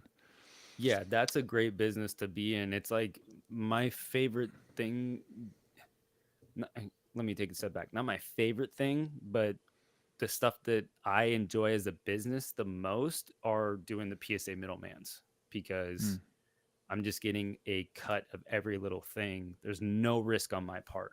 Like when I buy a Right. booster box to break the box, I have to put that money up front, putting that time to making the creative on Photoshop, putting it out to the community, all that stuff. Maybe people don't buy the box, maybe, whatever. Right. So there's risk there. With Market price with changes. Yeah. the middlemaning, zero risk. It's just pure profit. Like it's just the best. So his consignment, that's the best thing you can do as a business. He's like the real winner in the hobby. Like what he's doing is very smart, and he's a very smart guy. Like he's Yeah. very intelligent. So Fully agree. And I think Dan even made some comments like that just recently on the live last night. I think it was. Dan was talking about somebody making offers and to buy out like a collections of things. Is like I'd rather just consign it. Like I don't want to yeah, buy it out. I'd rather just exactly. consign it, take my 5% and be done Yep. with it. Yep, exactly. Yeah. So that's why, Kanto Shark doing that business is really, really smart. He's done incredibly well this year. Man is a shark in the water for sure. So he does a great job. It is a competitive space. It's tough. You have to have that name and brand recognition, Right. amongst the hobby. So those guys that are doing that stuff, man, like they have earned it and deserved it, and it's very, very smart to do. They built that trust over years, many years. Yeah. And in the business side too, one of the things I was actually curious about was how you've handled, or if you still do, partnerships. There was one time you mentioned a partnership, I think, with Low Poppin, and you were doing something with them Mm. at some point through your journey. How have you kind of incorporated or removed partnerships at this point in your full time Pokemon hobby? um, I'm always like down to try stuff because you don't know until you've actually seen it play out in real life. So with low popping, it seemed like a great opportunity at first. It was the wrong time in my career. Mm, I hadn't gotten okay. there yet, and we were trying to. He enjoyed me back from when I was doing my market research videos, and I Yep. would do the market recaps and I talk about what's selling, what's growing, what are the stats, what's up, what's down, just stuff like that. He loved those videos and he was watching those a lot and following me. So he was a fan of me through that. And he saw I was starting to get into the box break space and he was just Mm, transferred doing it full okay. time. And he was like, "Hey man, I'm trying to find someone that I can just continue to buy these boxes, break them. You get a cut, I get a cut, rinse and repeat." And I'm like, "Okay, I'm down. I'm doing like $1,000 to $2,000 box breaks, and you want me to sell a $10,000 first edition fossil box." I We had these conversations and lots of pre-calls like, "Hey, I'm down to try it, but I don't think I'm there yet. I don't think I'm your guy. I don't think I have like my people are more towards Japanese black and white X and Y." That's what I was Mm, building my brand around. Those specific mid-air breaks. I was doing other like Diamond and Pearl and Beat of the right. Frontier and stuff like that. So it's like I wasn't English Watsy. That's not what you know me for. And so he's like, "Well, let's just try it out and let's see what happens." And it ended up not doing that great. The box ended up selling, but he had to sell most of the packs and it wasn't through Mm, me. And so like I kind of told him afterwards, like, "Hey man, that was a good try. That was fun. I appreciate it. But I think maybe let's like take a step back and maybe we can kind of reconvene at a different time because it just didn't feel right, you know? Like yeah. you know when something It's, feels right, you know, in your gut. And to me, I didn't want to force myself into a corner. It's like trying to be like a paid sponsor of something. It's like, do I want the yeah. money or do I want to have like my personality in there, like my content of what I want to do, like, or am I just selling out? You know, that's how it kind of Yeah. started to feel, and I didn't want to go down that route. So I haven't really touched any other partnerships since, to be Okay. honest. I've just been doing my thing. I got approached by a few people, including like AGS to like stream for them. Um, and there was a couple other people that I won't say, but like we're like, "Hey, would you stream on whatnot for me?" And then like I send you all the product data. You don't have to do anything, and you just get like paid X amount per hour. I'm like, no, I can do more streaming on YouTube. Yes, I'm putting up all the risk, but I know my returns I can get. So I'm like, why would I Right. grind my butt off when I'm making a fraction of what I could be making? And so Yeah. that's why I really That- haven't touched any other partnerships Does since. doesn't that not sound like a regular job?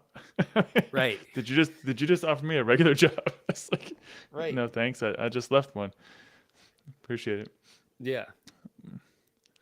Well, yeah, I'm gonna give Rob $5 a stream to promote my eBay store. There you go. There's your next partnership.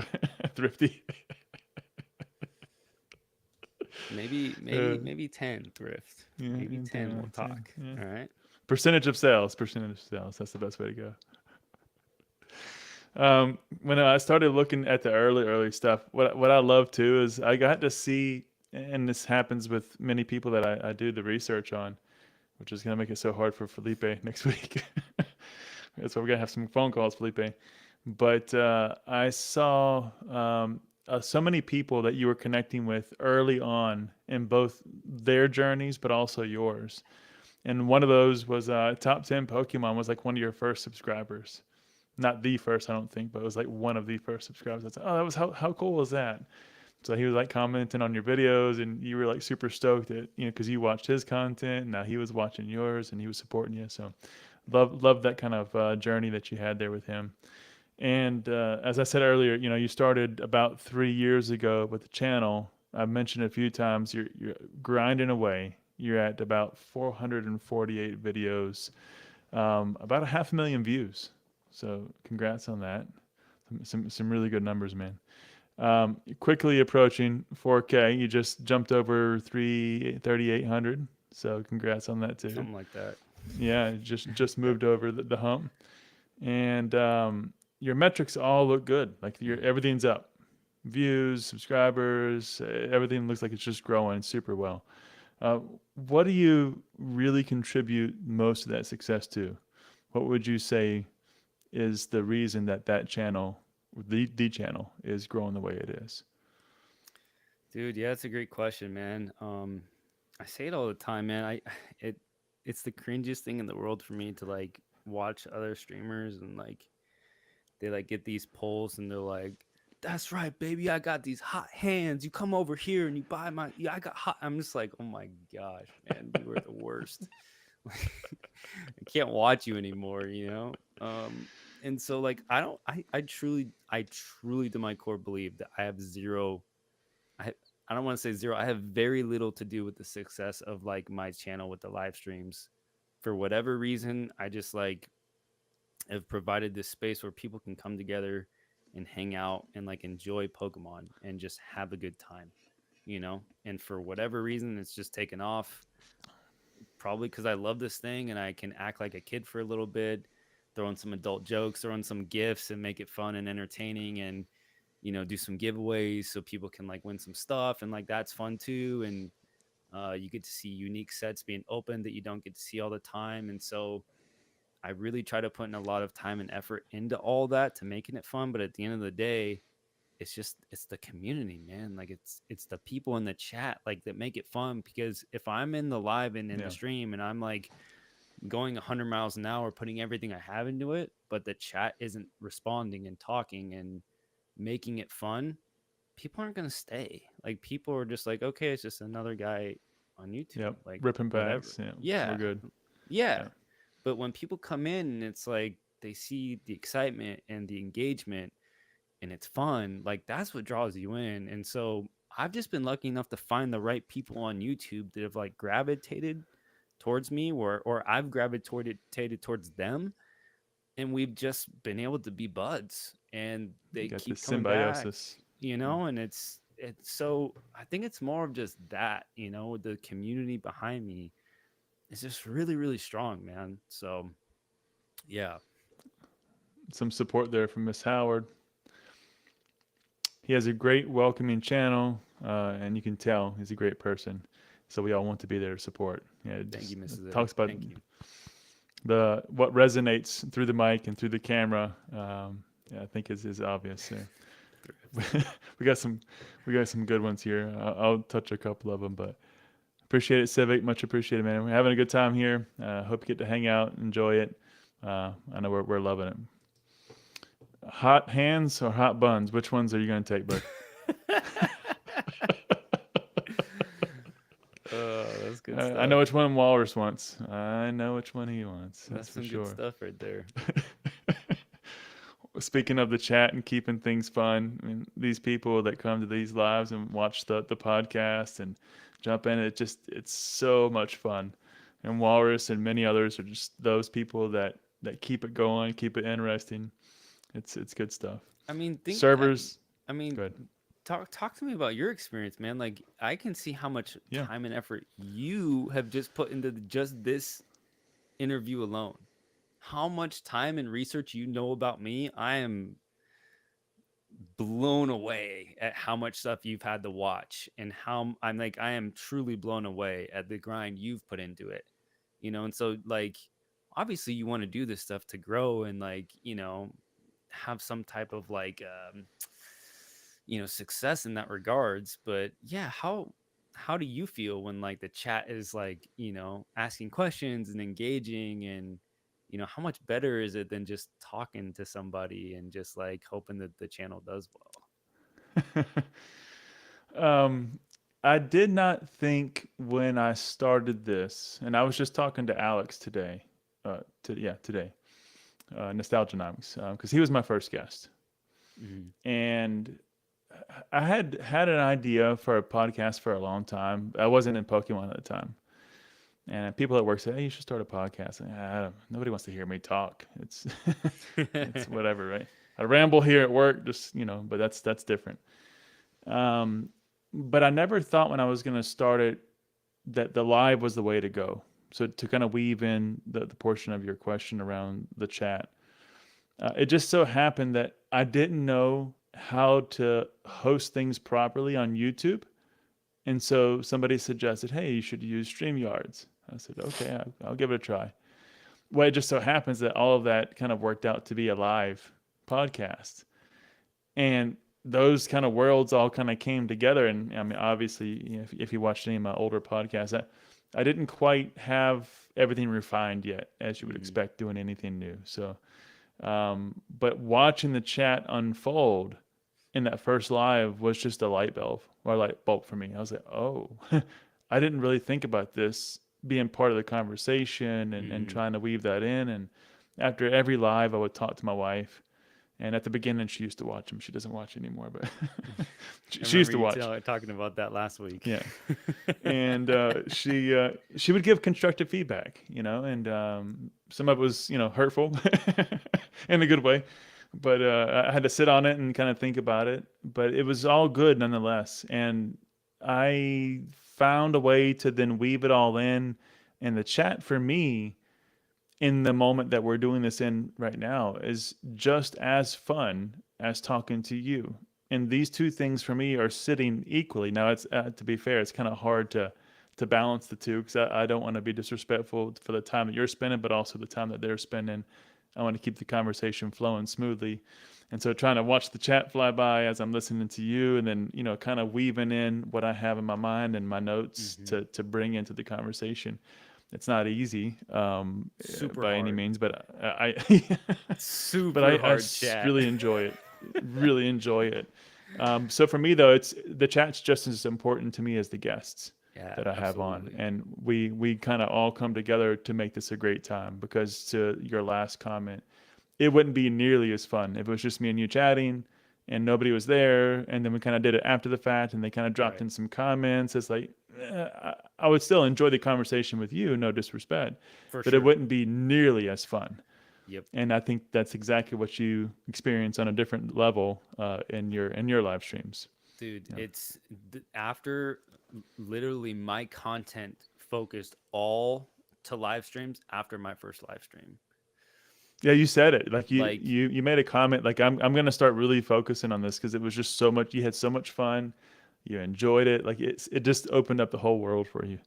when I was doing those analytic videos of like looking at numbers, it was fun to the data side of me because I liked knowing what was going on in the hobby, and it helped inform me to make buying decisions and know what was a good Mm, deal when that auction's about to end. And it's like, oh, I don't have time to look at comps. Is this a good deal or not? Should I buy it? I know to make that snap decision because it's like, boom, mm, this has been selling for X amount. I can make 20% off this. This is a good deal. That was fantastic. But like, man, I would stay up till 3, 4 in the morning working a day job and then doing that, editing, grinding my yeah, butt off, liking it to an extent, but also hating it because it's like, I gotta get a video out this week. I gotta edit it. I gotta do this. And I also have to do a 9 to 5 job. Like it was brutal. And then once I started live streaming, it's like, oh my gosh, this is so much fun. Like it's not work to me. Like I truly have fun. So yeah, yeah, man, it is the best. And the chat, like for me, it's not about the packs I'm opening.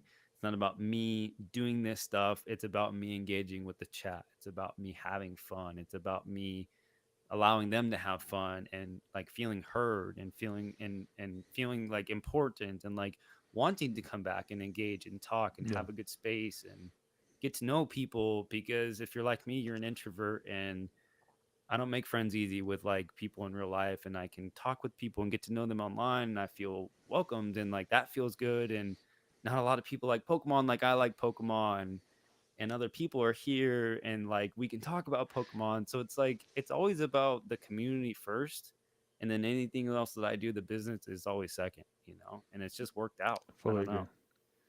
Yeah, and I had I think a response on Josh's holiday stream, or maybe it was Basics. I forget which one, but it was as I said, it wasn't the reason I came in. But as I got into this, it was definitely the community that changed everything. If I didn't have the community and I was just doing the videos, I would have probably already quit Yep. for sure. For Oh, sure. yeah, I get what you're saying. Yeah. Yeah. Yep. Said Rob was the first one I met at the hobby back in Denver. Made me feel welcomed. Walked around the convention, hung out together. Awesome guy. Love it. Yeah. Dude, I remember meeting Mertz, and we just like right Connected, away, bonded. like it was him, and it was Cody Mm. and us, and then I was there with Rock Pokemon, and then Thrifty was there, Peak was there. Who else, man? Yeah, it was like I think it was either the first con that I went to or one of the first cons I went to. But yeah, it was awesome. Mertz is a great guy. I'll let you go first. Where's the strangest place you've opened up Pokemon packs? Mine's at a Walmart bathroom. Really? May I or may love not was approached for suspecting something. That's good stuff. That's good stuff. I don't know, man. The weirdest place I've opened cards, probably just in the bathroom, to be honest, at my house. Yeah, it's Just something to do when you're on the pot, huh? yes. Just rip some Yeah, packs. yeah. I'm gonna take some V-Star Universe. Let's go. Let's go to the bathroom. Oh, that's funny, man. Why not throw $100 away? Let's do that. I don't There have was any weird no spots, to be honest. your desk. That's exactly where it all Yeah. happens. I think I'm a pretty basic person when it comes to opening packs and specific spots. I mean, I've opened packs on like vacation, but that's as exciting as it gets for me. Yeah. Funny story. My wife, she'll probably kill me that I told her. I'm gonna tell this story. Oh, But here we go, boys and girls. Listen in. Stop what you're doing. so my wife says, "Hey, I need to run to the store and grab some things." I said, "Okay, no worries. I'll see you when you get home. I love you." And then one of those stores was Target. And sure enough, she comes home, and she's easy to read. Like you know something's wrong, something's bothering her. So she comes home and like we're just talking about other things, but you can tell something's bothering her. So I'm like, "Babe, you okay? Is everything all right?" "Okay, I gotta get this off my chest. I gotta get it off my chest." I said, "Okay, go ahead. What's going on?" "I'm sorry, but I bought some packs for myself." I said, I said, "Okay, Yo. no big deal. Like it's all right." Because well, I don't know, but I didn't buy anything for you or the boys. I said, "That's okay. Let me show you the pulls that I got." So she pulls out, and I knew what she bought because it was the Gardevoir box from Target, that the Mega Powers box. And then she got the Magikarp from Paldea. And Oh, nice. she goes, "I'm so sorry. I feel so bad. I couldn't keep it in any longer." I said, "Sweetheart, you're an adult. You work hard. You can buy Pokemon packs for yourself and not feel bad." She goes, "I That's even opened them awesome. in the car, and I went and threw the trash away so that nobody would know that I had it." And she had like only Oh, the hits and the cards in her purse with like no wrappers, no nothing. yo, She had that's some already gotten rid addict of all the behavior effort. right there. Am I right, chat?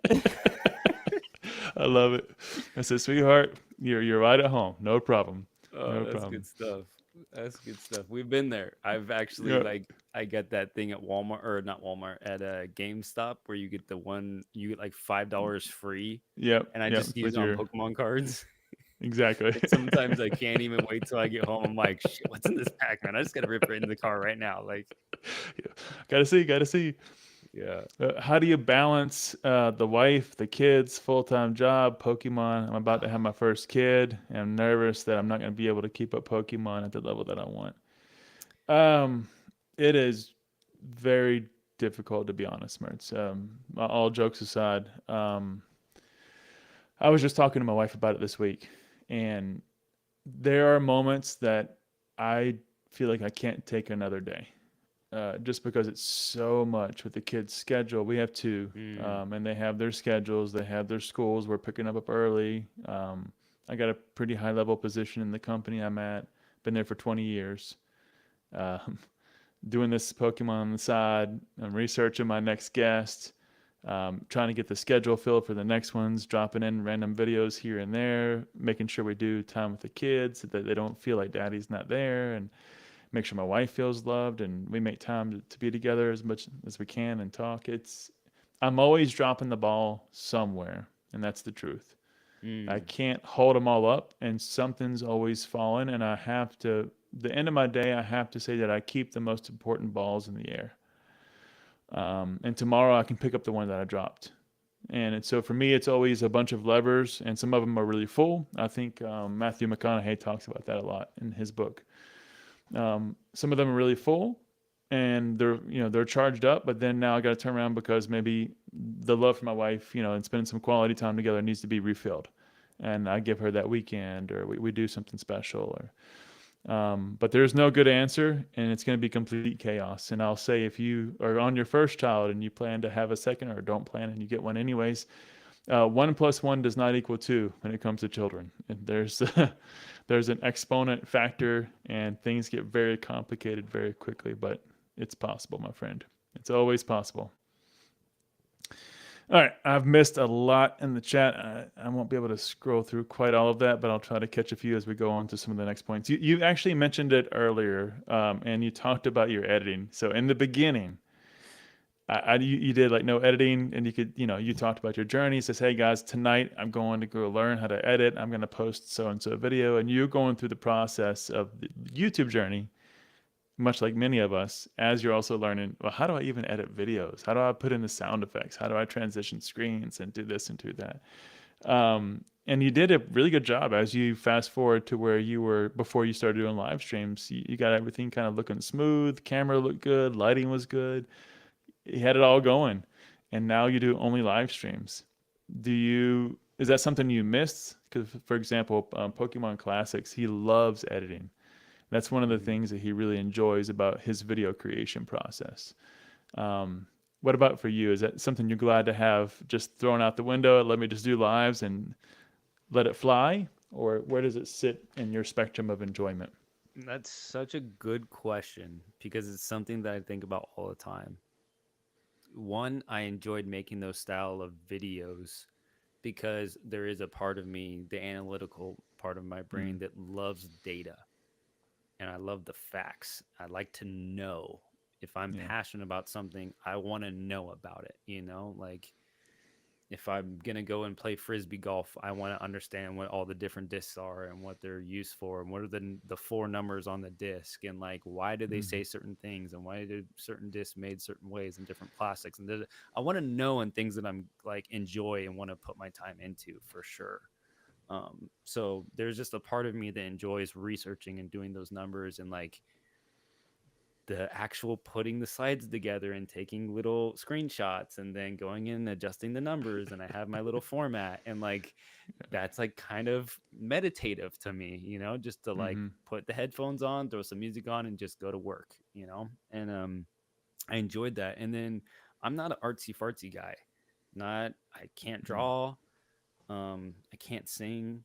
I can play a little bit of instruments, but it's not like I don't have that super creative artistic side. So with editing, I can understand why classics really enjoys that, because that is a, a skill, mm, and you put your heart and soul into that, man. And yeah. like when you can take something and make it into whatever you want, and you have complete control over that, you're putting your heart and soul into that, and you're putting out something that you've made to the world to judge, and people love the judge, man. You got the keyboard Mm, warriors just waiting for the whatever it is. You could do a yep. whole video amazing in this one little thing, and they'll just like drop a comment, and it's just like, really, man, I just put in 10 hours into editing that video, and you're gonna say that, like, it's it is a skill, and it is like really Yeah. fun to put yourself out there in that regards, to be vulnerable,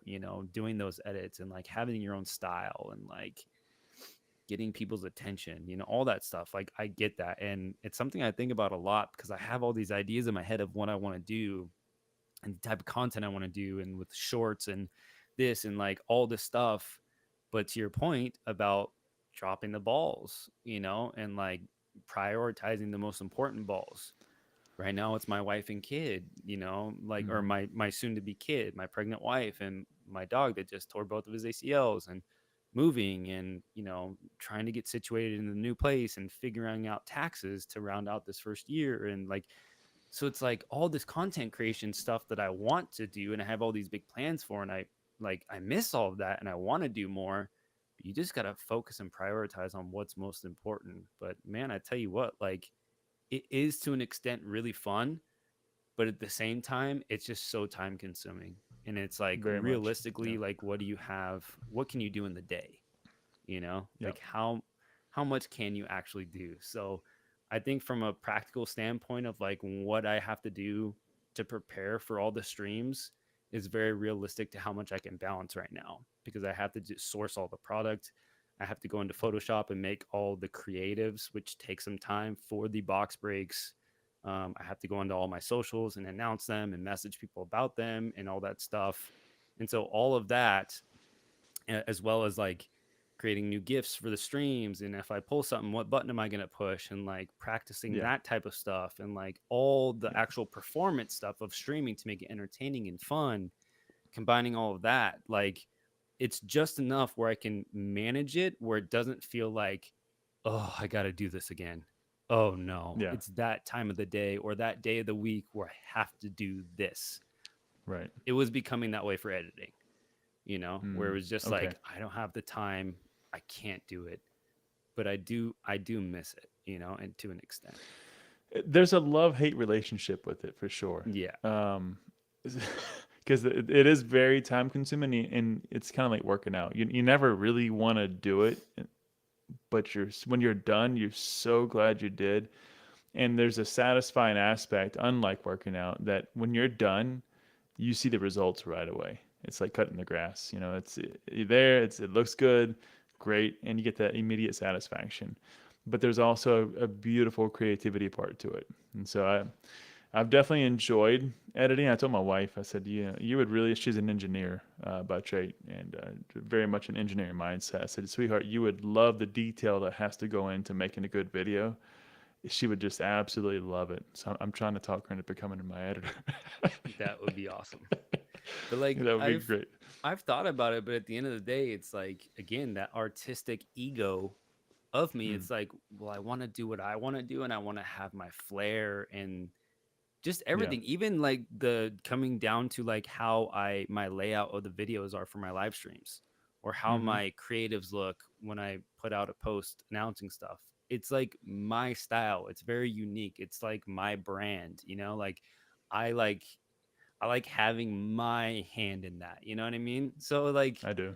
I think Yeah. for the business and efficiency that would be great to have an editor, but at the same time it's like I'm giving them that creative control. So it's like I don't know, it'd be hard. It'd be hard. Yeah. I think all the big ones have to go through it at some point in time, Rob. Right. Eventually, my friend. Yo, Eventually. what's up, Basic? How's it going? Good to see you, my friend. Good to see you, buddy. Happy Thanks for birthday, stopping dude. by.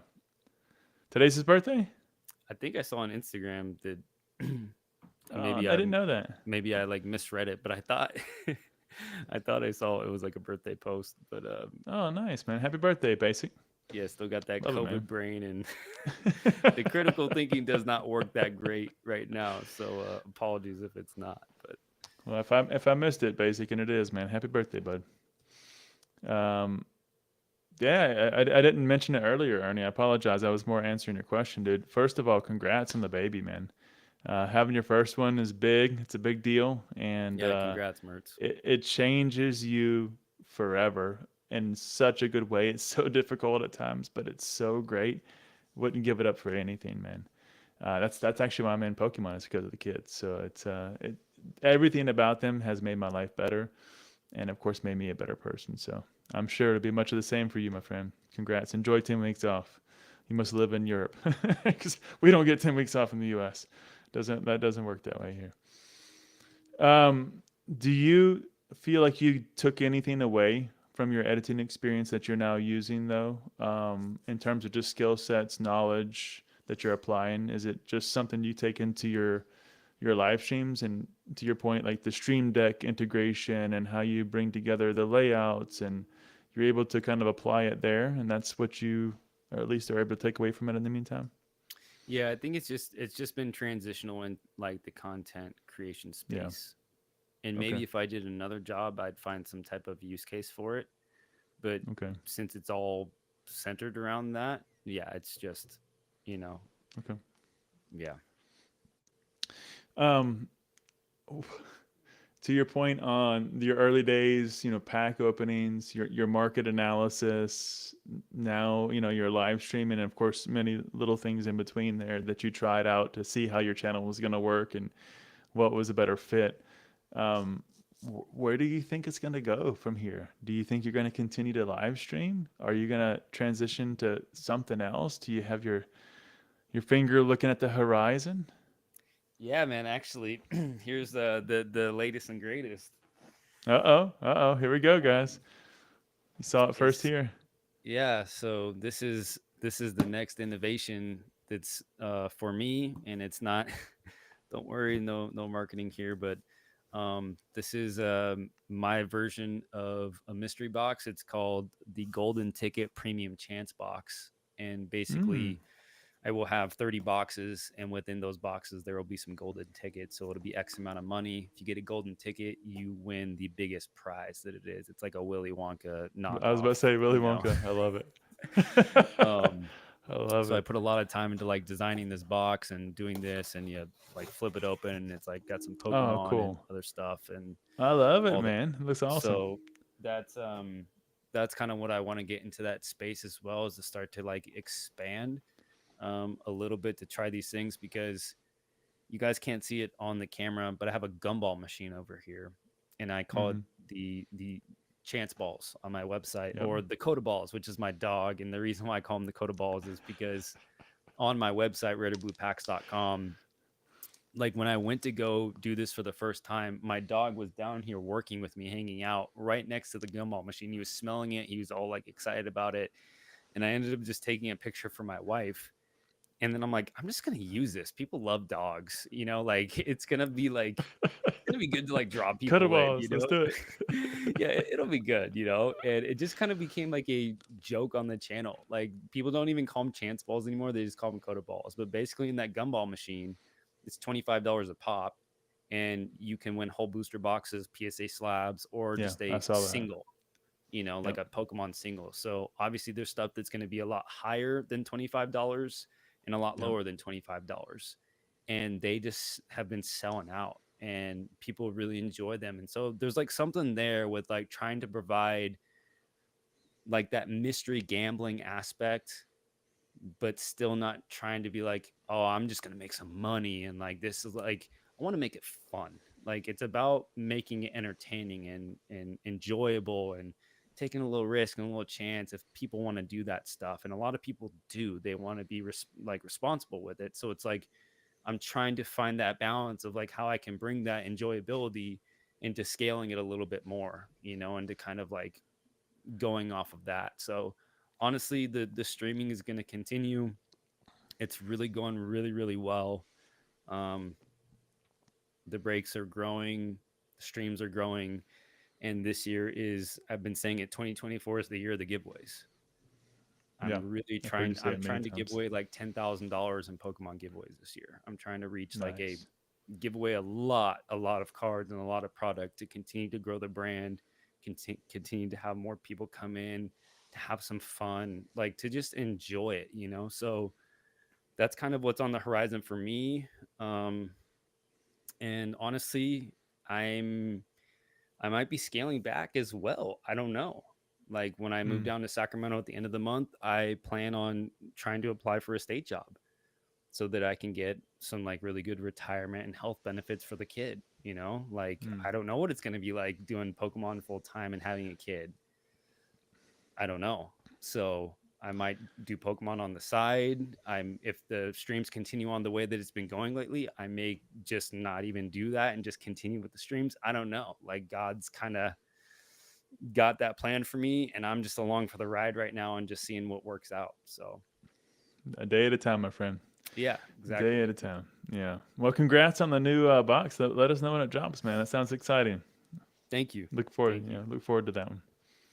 I'll have to get me one of the 30, and check it out. I'll Yeah. do a review, a highly edited review. This sucks. This box is ass. Yeah. But no, awesome, man. It sounds like you got some good thoughts ahead. But yeah, definitely the priority as you have the first child will be that child for the foreseeable future, and it will feel like an eternity. Yeah, Yeah, man. Yeah. Exactly. exactly, Felipe. You know, man. I saw you in the breaks, man. I saw you over there. You know exactly what they are. Yeah, man. Yeah, People love my Felipe. balls. I don't know what it is. They love my balls. They pay for it. They pay for it, man. You got to give it to them. Yeah, That's the way the job works, man. that's right. Um, you kind of mentioned you're not a TikToker, but are you thinking about expanding into like a Whatnot or eBay Lives or moving into that space, or are you just gonna stick to YouTube? No, and the reason why I've had Whatnot contact me a lot of times, like come and sell on Whatnot. We've looked at your page. We want you to da da da. We'll give you these incentives and blah blah blah. And I'm like, no. I talked to Mm, like one of their head guys over there, and they're like, can you tell me why? Like, would you mind like sharing? I'm like, honestly, because you guys are seller focused and YouTube is community based focused. I'm not there to just make money. Like, there's no community that I've seen on Whatnot where people want to come back to the same person just for the community, just for the sake of being there. It's more of like a seller is mm, trying to sell and move product, or someone's trying to buy something. It's yeah, like very transactional. yeah, Yeah, I'm here to provide a space where people can come and hang out and have a good time. You know what I mean? And it just so happens that a lot of sales happen to go down in that regards as well. Like, awesome, fantastic. So that's why like I will never transfer into anything else besides YouTube. Maybe Twitch, because Twitch is also very okay, community driven. But other than that, I've found my people, and I found what really works and what I enjoy the most. And I just couldn't imagine streaming on a different platform. I really couldn't. I like it. I like it. Yeah, I haven't actually been on Whatnot. I don't think I've even created an account, so I can't really give an experience or feedback on it. But definitely heard lots of stories. I think we've all heard them lately. That's for sure. What's funny is I Um, just had a subscriber and a good buddy texted me about, he literally just says I hate Whatnot because he's trying to like buy some packs on there from someone in the community, and that's all the context uh, I have. But it's like, there you go. That's all you you need to know, know. and you have like the whole Blake's Breaks like stench Yeah, on Whatnot, and yeah. like the amount of scammers on Whatnot. It's not for the Just people, doesn't look good. Yeah, you doesn't know. look good. Like, so yeah. I'm sure there's some good ones out there, but they've definitely hurt the brand. I'll say that much. Um, one of the things I wanted to close on this topic, and it's something I've struggled with, and we'll talk a little bit more about it later in the context of personal side, but you said it before, and I was very much the same way. And we maybe another day, perhaps hanging out in person, can talk about it. But I was very much against social media, Mm, all of it. Um, I didn't have I didn't have a Facebook. I didn't have Instagram. I didn't have anything before all of mm, this. same. Because I was in the tech space, and I know exactly how all this works, large scale development, how they store the data, what kind of happens behind the scenes, what they say versus what they actually do. Uh, I'm very technically aware of how that could potentially work out, and the trust obviously wasn't there for me. But as I got into this, and I'm now over all the platforms, unfortunately and fortunately, it's a lot to take in from a management of social media standpoint. The dings, the bells, the messages, this platform, that platform, where was this Mm, at? How do you try to balance this out? Because now you've been in it for quite some time. You kind of mentioned at least 3 to 4, maybe 5 platforms that you use, and I'm sure all the different texting platforms to add on top mhm. of that. How do you manage a balance so that you're not constantly connected all the time. You can give that to your wife. You can take time for yourself, go walk the dog, whatever the case may be. First Basic said Rob is John Wick, and those are like some of my. I really like those movies, and one of my favorite Yeah, that's quote good. is, "How you do anything is how you do everything." Like Exactly. I Yeah. take that to heart. I love that quote.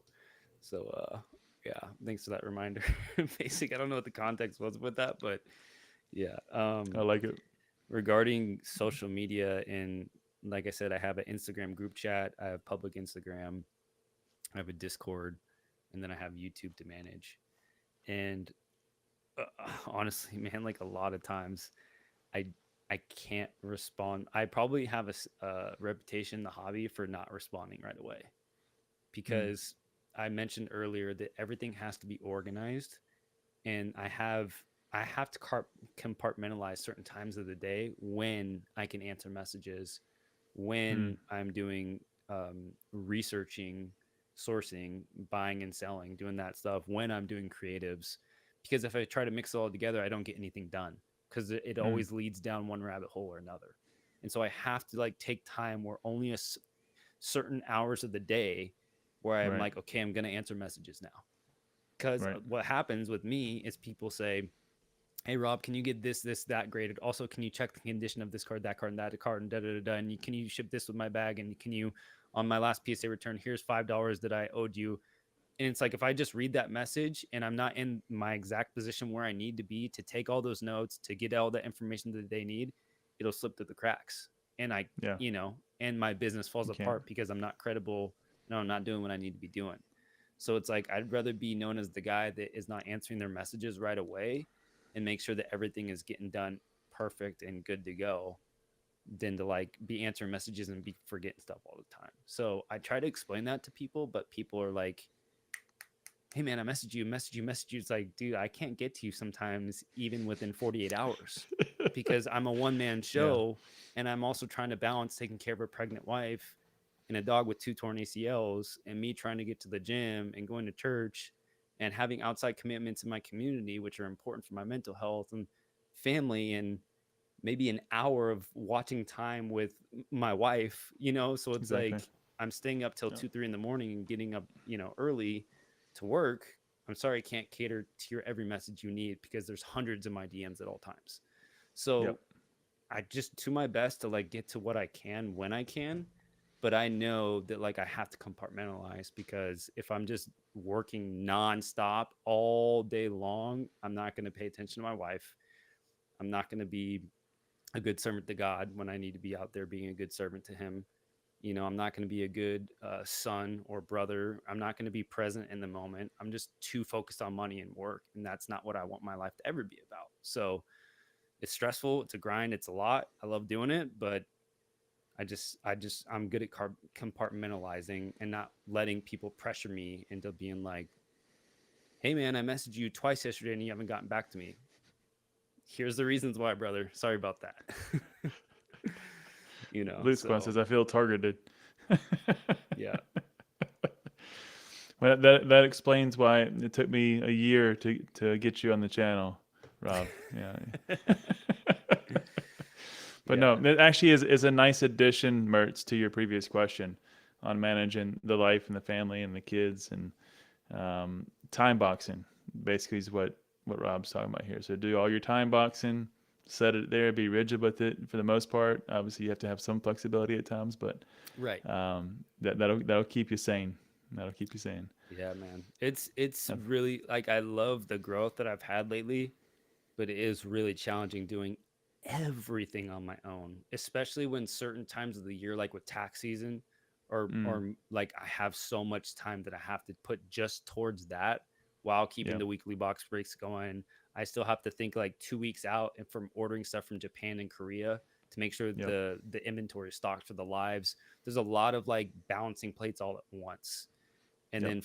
then to answer hundreds of DMs, like it's a lot. So I do my best to get to it. I hope that people know that like buy from me and support me, know that. And I'm always like very transparent in the lives, like what's going on, tell people what, personal stuff. And if they can expect delays or what, and all that. So I Yeah. got a really good group of people behind me, and most of them do understand. So it Yeah. all I works think I out. saw a good community post from you just yesterday about the same thing. Hey, updates about Yeah. shipping and so on and so forth. So Mhm. transparency is key. Transparency is key. Yes, and time is priceless. You got that right. Something we never get back. That's why I appreciate everybody here and appreciate Rob as well. You donating your time is it says more than any words you can possibly say. Yeah, Rob, absolutely.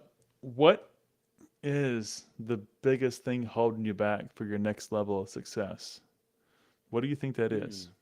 That's a great question. Because you're doing so well. You're about to obviously do a couple of new things. You just gave us a little sneak peek there on your new box. I'd say But what would I'd be that say jump? I'd say just like any initial company that wants to like grow is just most people raise funding. So they have Mm, that big chunk of cash to allow them to grow and to do things quicker. scale it. I'm bootstrapped. Everything I do is based off of my revenue that I've been able to grow, so it's a slower grind. Mm, So I think if I had like, $100,000 to put into the business, yeah, I'd be able to do some some big things, But uh, I think also at sometimes it's good to not grow too fast, and like yeah, be drowning and stuff and not figuring it out and it's getting too stressful, whatever. So I think things are on par for it's a what it good needs track. to be, Yeah, and I'm happy. My spiritual wellness is good. My love that. my mental is strong. I'm able to be a good family man and help in my community. So it's like I feel good about what I'm doing. So everything else will come in time. Money is not everything. Of course, yeah, yeah. And it wasn't necessarily about growing too fast or trying to jump ahead, but you talked about many things, and I thought maybe you might say, well, the time, it's I need another resource. Yeah, I could scale that way, and For it sure. would, yeah, free up your time, and depending on where you're at in the business, it could be education or another skill set, just all kinds of different things that could get you to that next level. But it sounds like you're trucking right along, and you're in a great place, and it's always good to be right where you want to be and enjoy that moment. Yeah, no, you're right though. I mean, there's always something to learn. Like right now I want to put myself through DaVinci Resolve, like those training courses. I've put myself Mm, self through Photoshop, and it's really helped me put like my posts are like much better. I'd say like out of any box break announcement of like, hey, we're breaking this box. The way I do my posts, I like better than anybody else I've seen. Like, and that's not ego. That's just pure hard work and like me grinding it out and like getting it to how I want. But doing that stuff for being able to do that with like reels and shorts and stuff like that, having right. those products down pat so that I can just like churn and burn, because that's where the real growth comes, is like the shorts and the reels. Trying to grow by just live streaming is really, really tough. It's really, really hard. So having extra long form videos, short form videos on top of that to bring in new subscribers, like that's what it's all about. So yeah, that's a really good point. And I think that if I could have some more time to like learn that quicker, that would be huge for sure. Okay. And you bring up a good point. But just before I go there, hey Andy, thanks for stopping by, man. Appreciate it, dude. No worries. We're 2 hours in. We got two more to go. We're halfway through. That's when Rob says, "Oh Jesus." Um, do you? One of the things that I looked at as I go through this journey was some of the thoughts, and not always accurate when you look at studies and different perspectives, but some of the thoughts around trying to convert shorts viewers over to long form content viewers. And there were some good points made. And one of them was basically don't do it because they're watching shorts because that's the type of content they prefer. And Mm-hmm. you trying to get them over to watch a 3 hour podcast, they're not going to like it anyways. And that's just going to negatively impact your overall metrics. Um, do you have any kind of insights, thoughts, lessons learned on the mixture of the different types of content that you either have or plan to kind of put out? Yeah, I think for me, because I do a lot of giveaways and because the community is so freaking awesome that when you hop into a live that like there's like an electricity in there and it's fun, engaging, Mm-hmm. and exciting that like as I continue to get more subscribers through other forms of content, when I do go back into making shorts and reels and doing that, because I was getting a lot of good growth doing that. I did it for Mm. like a month straight every single day. I dedicated that time. Um, and then like they see it pop up on their homepage because they subscribe, they start watching your shorts, they go on YouTube one day and it's like, hey, I'm live streaming. They see it on their homepage. Hey, I click on this thing. Hey, I see a whole, he's giving away a whole box of Evolving Skies. I'll click on that real quick. And then they start to get drawn in, you know? And so Right. like I think I've met a lot of people that way where they just randomly find my stuff.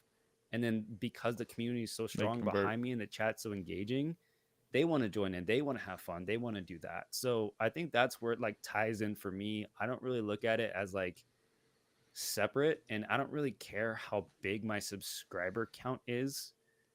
Like, great, more subscribers equals like more people in the chat, and yes, will lead to more downstream revenue for sure.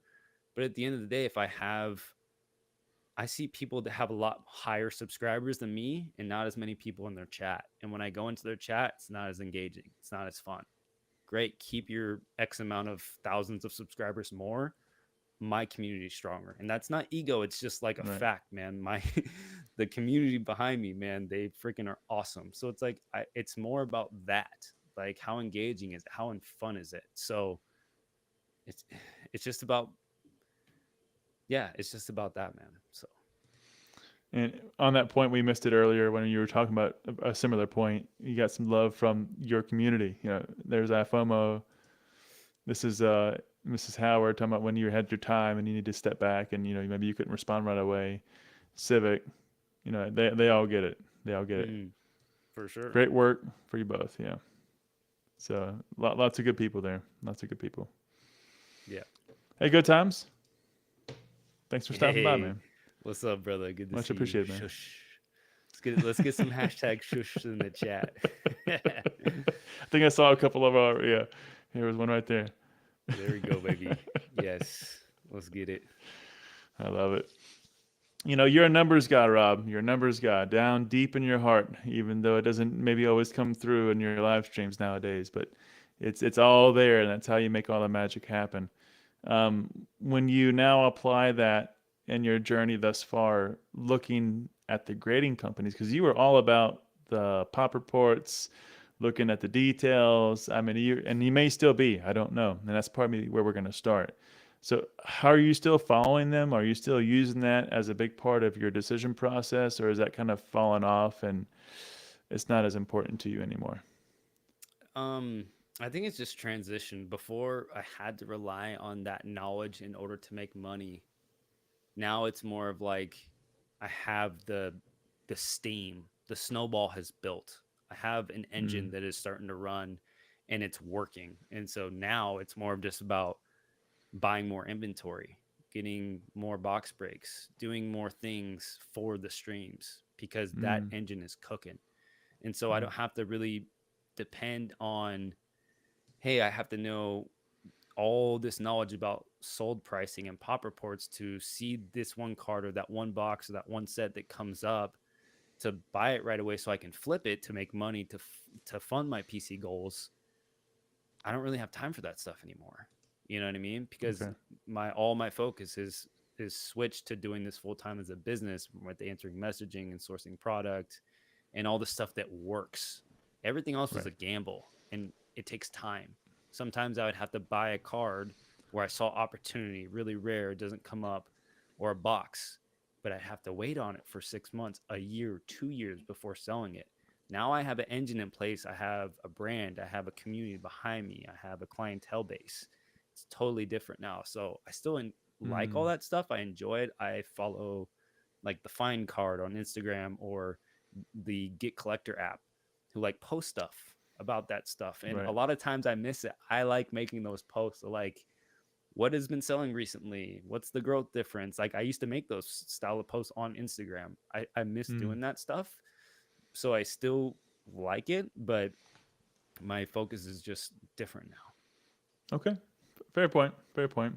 But you're still obviously deeply in the side of grading, so it still plays some role in terms of the business model. And you spoke to it earlier in terms of the IRs and the prices that they're going for.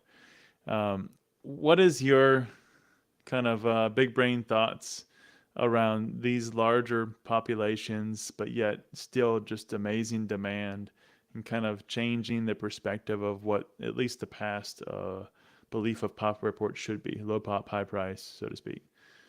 That kind of flipped it on its head now. And you're in many aspects, and I like the fact that you're also in Japanese, and that kind of gives, compared to myself, a different view that I don't get to see very often. So, do you think there's just that many more collectors wanting those cards at those prices willing to pay? Is it simply that, or do you think there's more to it? Yes, and I think that there's a lot of ignorance in the hobby. A lot of uneducated people that are new, they come in, they see Moonbryon, it's a good looking card, they see it sells for well. They don't know pop reports. Most Right. people, I'd say, don't know what a pop report is or don't follow pop reports. So they just know that they see some investing channels talk about what's a good set or what are popular sets, what are popular Mm, cards. And it's kind of like hop on the bandwagon, or they just want some skin in the game. Like they want to play. Like, I got some money now. I'm an adult. I want to do something with it. I don't want to do the stock market or put it into a CD. It's not as exciting as reliving your Pokemon nostalgia of being able to make some money there. So I think people jump in too quick. They want to get rich quick, mm, or they do fall all in love with Pokemon all over again, but they don't take the time to sit down and really do the research before buying, you know? yeah. So I think Yeah. it's a lot of that personally. Um, yeah, high pop cards still continue to baffle me. Like that Van Gogh Pikachu still sells for way too much for how many is out there. I still But haven't at bought the one. I'm like, but at yeah, the no, end of I'm the good. day, like you look at how many people are in Pokemon, how many people like good art, how many people like the most popular Pokemon of all time, Pikachu. It kind of makes sense in a way. I don't get it because I came from that older, rare, minter, better mindset of SM Pratt from years and years and years and years ago. And like I've done Yeah. all the research and like continue to like look for that stuff. But man, at the end of the day, when you look at base set Charizard PSA 9s, where prices have actually been kind of going up a little bit over that 1,000 mark, and Moonbron PSA 10 is holding pretty steady, at like $800 or whatever it is, somewhere in there, even though it was 1,000. And that pop report is really freaking high. And Hidden Fates Charizard, or even Ultra Shiny GX Charizard, that shiny Charizard full art in PSA 10 on the Japanese side is selling for like, I think over like 1,500 or something crazy. And there's a lot Wow. out there. Wow. it, I don't think I fully understand it, and that's why I stick to sealed and box breaking, because the card side, man, is such a high gamble. Like, you Yeah. don't know when demand is going to swing. You think a card has the potential to do well in the low pop and the rarity and this and that, and sometimes it does. Sometimes these trophy cards or these, really exclusive rare promos do really well, and other times they don't do well, and like you see these Right. huge influxes. And It's a yeah, lot more man, volatile. it's Yeah. weird. It's just weird. So I don't really do the card game too much anymore in regards to making money that much, Okay. you Okay. know. It's interesting. Yeah. And it's because you're also, on the consignment side, so that you're playing in it, but you're not playing in it in the same way that you used to play in it. So it's an interesting perspective. Hey, brother Brock, thanks for Sub stopping by, G. my friend. Not a worry, man. No problem. We'll catch you on the next one. Get some rest. Work hard tomorrow, and much appreciated, man. Thanks for the kind words. It's always good to see you. We're gonna talk about this one in a little bit. Not yet, but I got this on my list. This is it's funny because there's always something as I talk to the people on the podcast that we connect over outside of Pokemon too. And for me and you, Rob, that's gonna be another one. So we'll talk about disc golf here before we end the call. It's funny. I was like Uh, really, really, I still call it frisbee golf because that's what I grew up calling it. Like when I was like a teenager learning it for the first time, and it's Never always left. stuck. Yeah. It's called disc And golf, man. I used to play it a lot a few years back, and I haven't touched it in like 2 years, man. Like the passion just went away. I don't know what happened. Mm. It just went away. So yeah. Well, we'll have to go Let's one go. day and maybe stir up a game and throw out our shoulders so that we can only do our job with one arm. That sounds like a great idea. But no, I used to play a lot too. We got a full bag of discs. I was actually playing in some local tournaments. It was just so much fun. And when I first started, I wanted to get really good really fast because I was getting stomped. And I would play like 3 times a day. This is a while Yeah, back, but I would play it 3 times a day and just loved it, man. It was so much fun. And being out in the woods, like being disconnected, just being absolutely, out man. there, and that Absolutely. was one of the best parts. Um, Enjoying nature, sometimes going through the mountains, and depending on where the course was, uh, it was the best. It was Yeah, the just best. go catch a quick round with your bud, and Mm, take two yeah. hours. And the problem is that, like, just like regular golf, it's really like the course near my house is really in the woods, and so you have to actually be quite good to play that course, because it's like the Exactly. lines, the The trees, fairways yeah. are so, it's Narrow. maddening, bro. So it's like I'm not good enough to play those courses and like have a really good time. And so I think just like after, like, double bogey in every, hole, after a while it just kind of eats at your soul. But Just never ask a disc golfer if they play frisbee golf. Just don't do it. yeah, it's just like sling term that me and my buddies used to just say, hey, let's go frisbee golf today. All right, let's go, so Let's do it. yeah. One of the other things I was really curious about as you're looking at your business model, are you focused primarily on PSA? Are you going wherever your customer wants to grade with? Are you mixing all the different grading companies? What's your approach and what do you offer? Yeah, mainly PSA. It's because, again, even from the box breaks to the stuff I open lunch, everything, it's about stuff I'm passionate about. Like, I love PSA. It's the grading company that I got into when I first came into the hobby. It was my first slab. Like, all that stuff, it's all about like what I enjoy and what I'm able to share my passion with. That's like been my best business model. And so, Mm.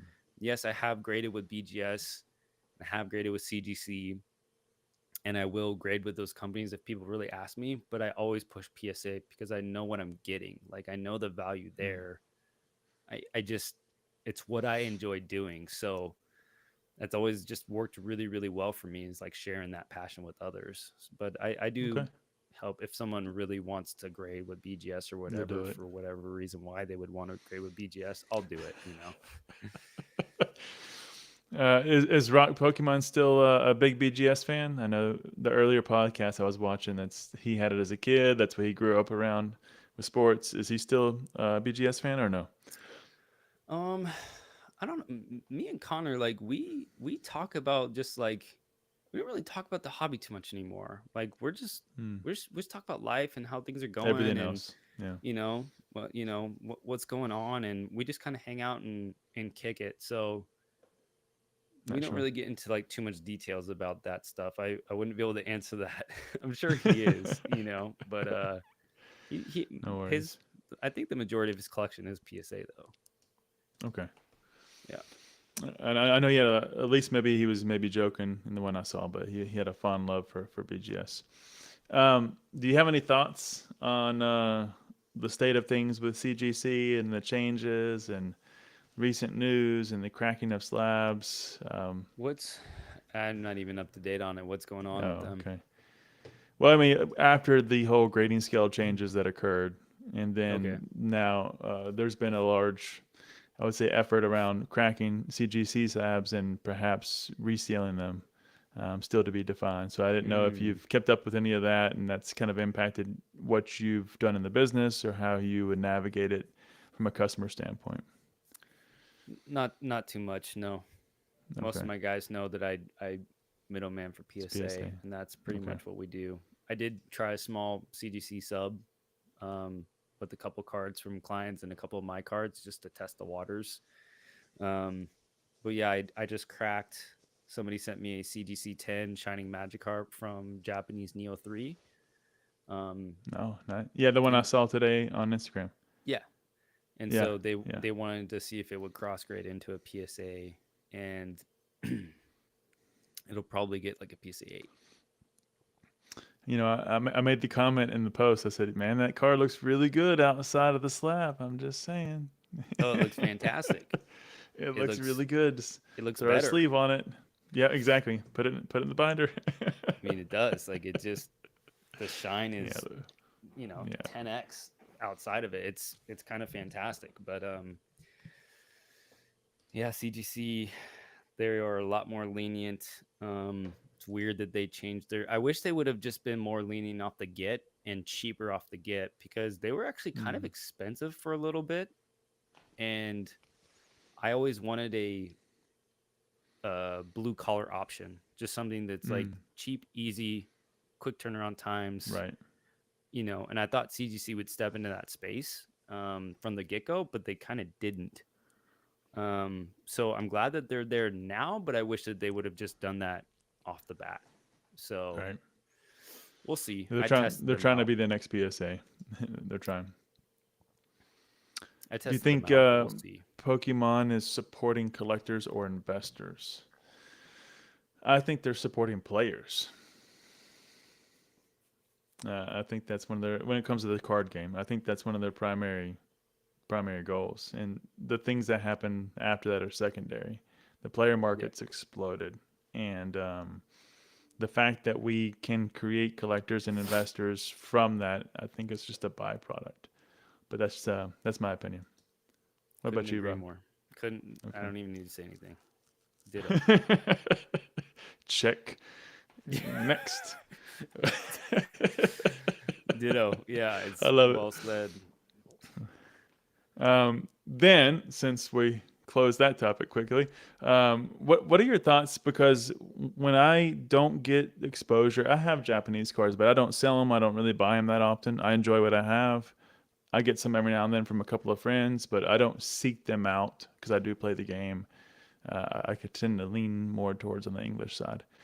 Um, how is the market on the Japanese side from your point of view now, as both a buyer overseas and a seller here in the States? It was really booming about a year ago. Is it still in that state? I think the prices have dropped a little bit from what I can see, but I think the demand still looks high, but I don't know. Are So, you what's just been your perspective in the business? are you referring just as a general overview of Japanese, or Yeah, you not like anyone said, or okay. yeah, just in general. Yeah, yeah. Um I think that the demand for Japanese is higher than ever. Mm, Um People are noticing the quality control in Japan is much better. People are noticing that there's more shine and texture on the cards, that they look right. and feel different than other variants. Um and they're noticing sales are getting much higher than what they were, and the products are, for the older sets, there are a lot less of them out there than English, a lot less of them Mm, printed than English, for sure. So I think mm. it's a combination of I didn't like know that. everything that's led to overall higher demand, but it really boils down to the sets, because certain sets have exploded and continue to go up or have done really well, card prices, all that stuff, singles, and then others haven't. And it really just depends with like modern, are you talking about like Mm, Sword and Shield, Sun and Moon, X and Y? Every era has like its own thing. So I'd say just a general overview as a Japanese strong. collector, someone who buys all that, that the demand for Japanese cards are higher than ever, but it really depends on the sets with how they're performing. Much like the English side, I just don't For have enough sure, probably. knowledge on the Japanese side. I mean, I know what's been popping and hot, XYA and present in terms of English, but I can't correlate. And of course, most of the sets, break into two different sets. on the Japanese side, and I'm trying to follow it. So sometimes it's hard. Um, and do you see the same happening for simplified Chinese and that being relatively new? You mentioned earlier that you're going to be getting into that space. Do you think that's the next big wave? What's been your strategy kind of bringing that into your business? Yeah, it seems like there's some good momentum with it right now. Not enough time has gone by for me to like really say for sure, but it's kind of like I think Korean cards have gotten a lot more popular as well. I love selling Korean cards. I love opening Korean Mm, cards for the store. They're great affordable option. The cards are usually really really nice quality control. Um and it's just a good cheaper way to go hunting for some fun all arts. Like it's just that mm, simple, you know. Um Simplified Chinese is I think going above Korean in regards to like mm. Japanese and English. Like what's Quality, yeah. next after that, you know? It seems Demand. like that it's climbing the ladder in popularity. The Mm, quality looks really really nice from what I'm seeing, but I haven't opened enough product myself. I haven't seen enough cards up close. I haven't seen enough sales and all that to really get an idea if it has legs or if it's just like a cool buzz thing going on right now. But yeah, I'll be testing it out personally in the upcoming months because it looks fun. okay. Yeah. I've seen a few, but I haven't bought anything. So I'm definitely interested to see how that plays out and may even try a few packs myself. Sorry, I missed a few comments here. I did not know, going back just for a second, that Charlotte was the number one city for disc golf. I did not realize that. I Hmm. didn't know that either. Very cool. Yeah. Well, that explains why everybody around me was doing it for a while. Yeah. Yeah, we got that one. Yeah. Good stuff. How about you? Do you have any feedback on simplified Chinese? Like, have you bought any cards yourselves or boxes or anything like that? No, no. The only things I've gotten is what I've been basically given to me from a friend, like I said, in Singapore. So they give me some Japanese primarily, but I haven't bought anything. There's been a few things. I think I bought one box of Japanese 151 from my local LGS, just because I wanted to try it out and check it out. But other than that, I stick more on the English side. So I don't really have any great experiences or feedback, unfortunately. Gotcha. So I was curious, going straight to the source, the man, Rob himself. Yeah. Are you excited about Wild Force and Cyber Judge? No. Okay. I And next, okay. I like I think I like Cyber Judge better because again I'm a big Japanese BW fan. I love that era. And the Terrakion, Cobalion, and Virizion look really nice. Whatever Yeah, their they future look nice. forms are called, I don't know. I'm not cool enough. But I mean, especially that Cobalion with like the cherry blossoms in the background and the metallic look. That's really cool. Man, I mean, oh, I saw those cards and I'm like, those are beautiful. But Gotta it have it.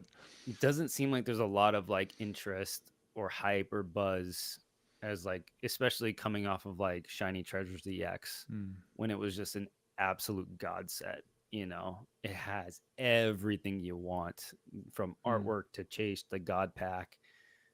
It's got it all. It's it. Literally, It's it's an it. amazing set. So whenever you come off of like 151 and then you get to what was it Ancient Roar and Future Flash, it's like, Right. oh, it doesn't really have, everything. I'm still looking at 151. It's like Right.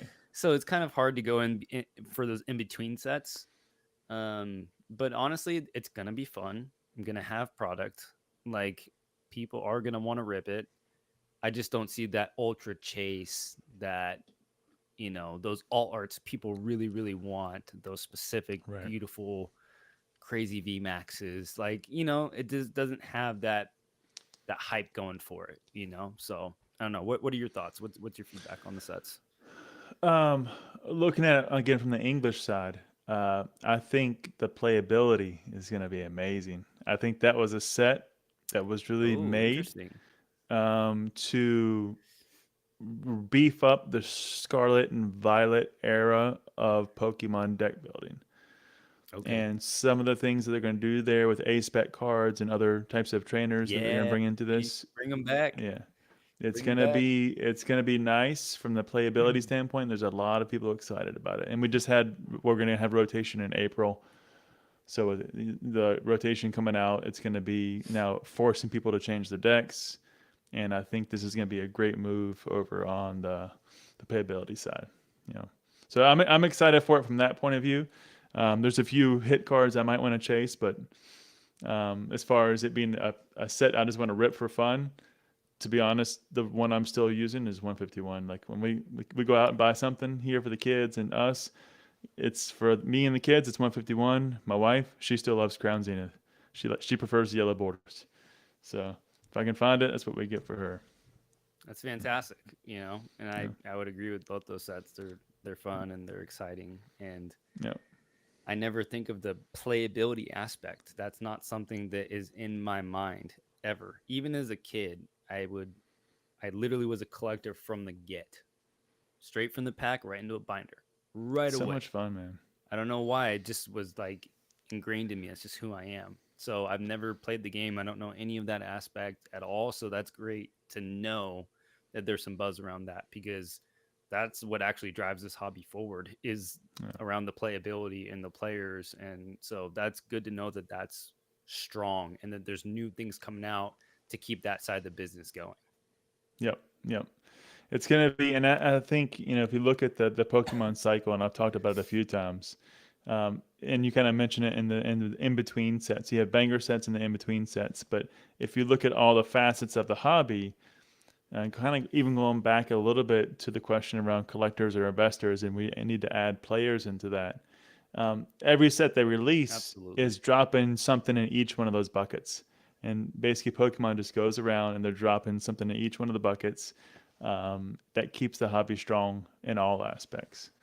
But yeah, And I, Chef, oh, go go ahead. I'm ahead. sorry. No, you No, go ahead. no, I was just gonna say that Chef just supporting the fact that the Japanese market's strong. Yeah. You mean Ernie? Oh, I'm sorry. Yeah, Ernie. Yeah, I said apologize. chef. Yeah. Yep, Ernie. Yep, thank you. Okay. I see, when I saw this, I it like when I see these emojis, I always think Chef, and I apologize, Ernie. Yeah, my bad. But go ahead. All What were you good. gonna As a fellow human who makes mistakes often, I empathize. say? I don't have an excuse of COVID brain though, so I'm in trouble. Oh man, trust me, it happens even without it. What I was gonna say is I really like that about Pokemon, because it's so easy for them to just be a cash grab company and Mm-hmm. just cater to the collectors and investors and what's gonna sell and make the most money and put the most money in stockholders and blah blah blah blah blah. And they realize that there's something bigger here. Right. Every set can't be the new, sitting in a board meeting. What's the next Charizard VMAX? Maximize What's the profits. next Yeah, boom, Moonbreon? boom. Yeah, What are we gonna do for yeah, the next? Like it doesn't seem to be that way. It's obvious that it's not that way, based on right. what they're releasing. So I do like that they realize that there's something more here. So shout out to Pokemon, man. And I think that's a great correlation, Rob, to how you treat your channel and how you treat your brand, right? And going back to your previous points, there's something more there. And going for the money would be, in a sense, easy, but it would also be long term destruction. And Yeah, in it's all just not senses who of I the word. am. Yeah. Like, money has never been a priority in my life, where that comes above being honest, moral, Yep. friends, doing the right thing. That's just not who I am. And I'm grateful for that, like that I'm not Yeah. super money hungry, that I'm willing to sacrifice all this stuff to make money in my life, that's most important. Like, yeah, I work hard and like us all, but it's just, yeah, that's just not what it's about. And it seemed to work. That business model, or just that way of life, has worked really well for the channel and the growth and attributing that to all that stuff. And you remind me of a situation that goes to support exactly what you're saying. We have a local bike shop here, and we've had it since we basically started riding together. My grandmother gave me two bikes that she brought from France and Germany back in like the early 1900s. And so she gave them to me. I took them to this bike shop to get them repaired. And I'd never been to the bike shop. That was my first time walking in. The guy was super nice. His name's Will. And I'm not a big biker. Like I don't go street biking and all that stuff, but I just enjoy it with the kids. We just go for, recreational rides. Mm-hmm. And I said, hey, I just want to keep these in like my garage to make sure they're workable. I would like to ride it, but I don't have to. But could you just make sure these things don't fall apart? And I just want to kind of keep it as something, my grandmother gave me. And so, yeah, we'll do that. So they held them for a couple of months. They got some parts. Well, one of them got stolen because it was locked up in the back. And the guy calls me super upset. Said, look, I'm really sorry to tell you this, but we had your bikes locked up in the back and one of them got stolen. Ironically, they took the cheaper one, but still, we can't replace that because you can't buy these bikes anywhere. Right. So what are we going to do? So long story short, they gave me and my entire family and kids a whole new set of bikes. Wow. A whole, like a, carry behind for the kid, Wow. a strap-in seat, for me to carry the other one, helmets, you name it. And even like a little hamburger bell, right? So they hooked it all up.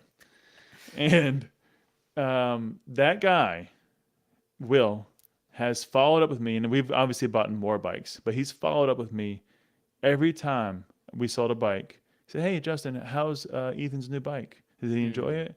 And he if he sees me in the street, he stops, knows my name years later.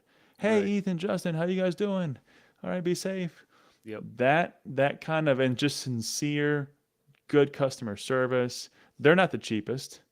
They don't have the best bikes. It's a small store, but I will go there and I will spend my money with them every single time. Absolutely. Because of that experience and the people that represents. Yep. And then the bikes just happen to be a part of that. Right. Yeah. They just happen to be part of it. Exactly, man. Yep. I love that. Right on. Pokey Steve says the first Japanese set I ever bought was Pokemon Go. Never again. Oh, that's like the worst set to be released in like the last like 3 years, man. Sorry, even- Pokey Steve. Probably one of the worst sets of all time, actually. I'm trying to think of a worse set than I Pokemon mean, Go.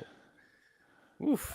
I don't have all the hate for it. I mean, it's got a really nice Mewtwo. It's got some decent Radiance in it. It's not like a big set. It's a small set to start with, but it's not that. I mean, you guys are really. Everybody hates on Pokemon Go. And I know it didn't come out at the perfect time. I get that, but I don't know.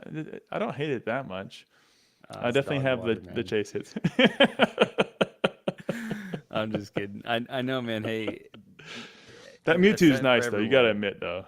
I'm not a fan of it. It just doesn't Really? hit. Yeah, and I'm a big Mewtwo collector.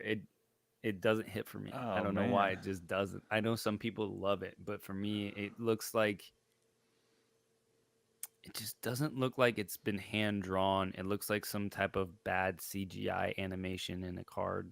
I just don't. It for me, it just doesn't hit, man. Again, the heart. I can go back and look at what mine the now. heart wants. I have to go back and look at it because that one, and then the opposite view from the 151, where that Mew's like above the city, and then looking down. Like those two cards, I have them side by side in the binder, and I like them a lot. I have to go back and look now. Maybe I didn't pay enough attention to the art. it's just not for me, man. That's all it is, But yeah, This is where we end the stream, ladies and gentlemen. Bye. Thanks for coming. Glad we found out this now. Yeah. We'll save the next 3 hours. That's it. Cut it off. Good stuff. All right, man. Well, we're going to do the rapid fire. I think you know it's coming. So we're going to run through them. The first section will be name the PokeTuber. And the second section will be just general stuff, right? So, ready? Okay. I'm going to He looks lose nervous. bad on this if this is a guessing game because my brain is not functional at this point in time. No, it's not a guess. It's just whatever is your opinion. So, okay. All right. Who is, again, this is PokeTubers or people in the hobby that you know.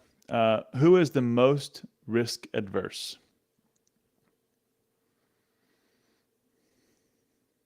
Oh, man.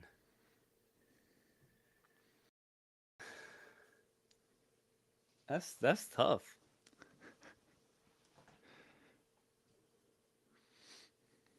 I don't know, man. I'd All have to right, I'd have to really we'll think come back about to it. that. Yeah, yeah. What about you? Like, do you where's your guess on that? Most risk adverse, I would have to say, you know, it's funny, it may be counterintuitive, but I actually think right now it's Rusty. Okay. Yeah, I think it's Rusty at TCA Gaming. Shout out to Rusty. I think he's in kind of like you. He's in such a good spot. He's playing a really nice zone right now, and he's obviously got massive amounts of knowledge. So the risk for him versus the risk for somebody else is very different. Hmm. But he's playing in a very good spot, and I think he's riding a beautiful wave and enjoying life, and I'm happy for Right on. him. Who would you leave your dog with on a trip? Oh man, so many people. So many people. I mean, there's just so many good people in this hobby that I trust. I would trust with my bank account, like my full collection. So many people. With my dog, I'd say Pokioki because his dog is named Coda as well. Oh, nice, Yeah, nice. and we're good Okay. buds. Who has the best chase card that you want but don't have? Who has it? Oh man.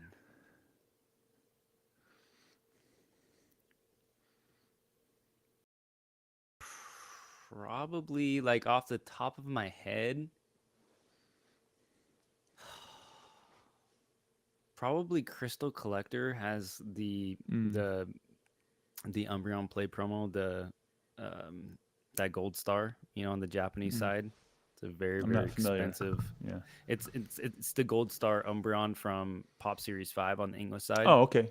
Okay, that Yeah. one. Okay, yeah. So that's a play promo on the Japanese side, and it's Oh, very, very low pop, very rare. And I've always loved that card. It's a it's a huge, beauty.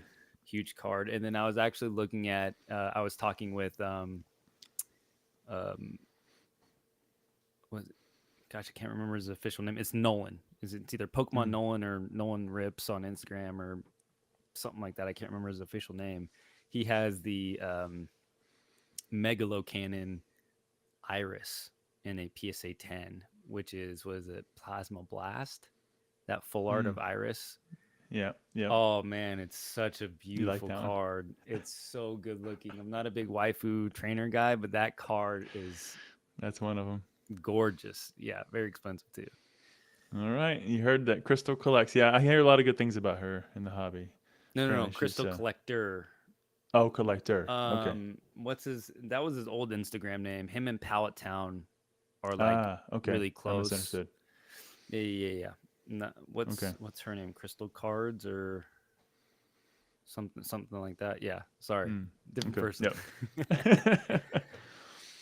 Who do you or who have you watched most in 2024? Who have I watched most?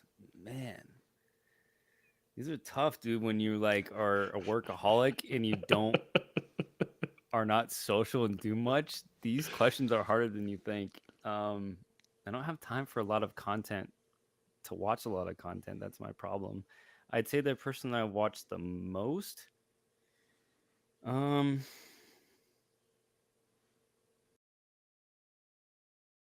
Damn, that's really hard. I'd say maybe like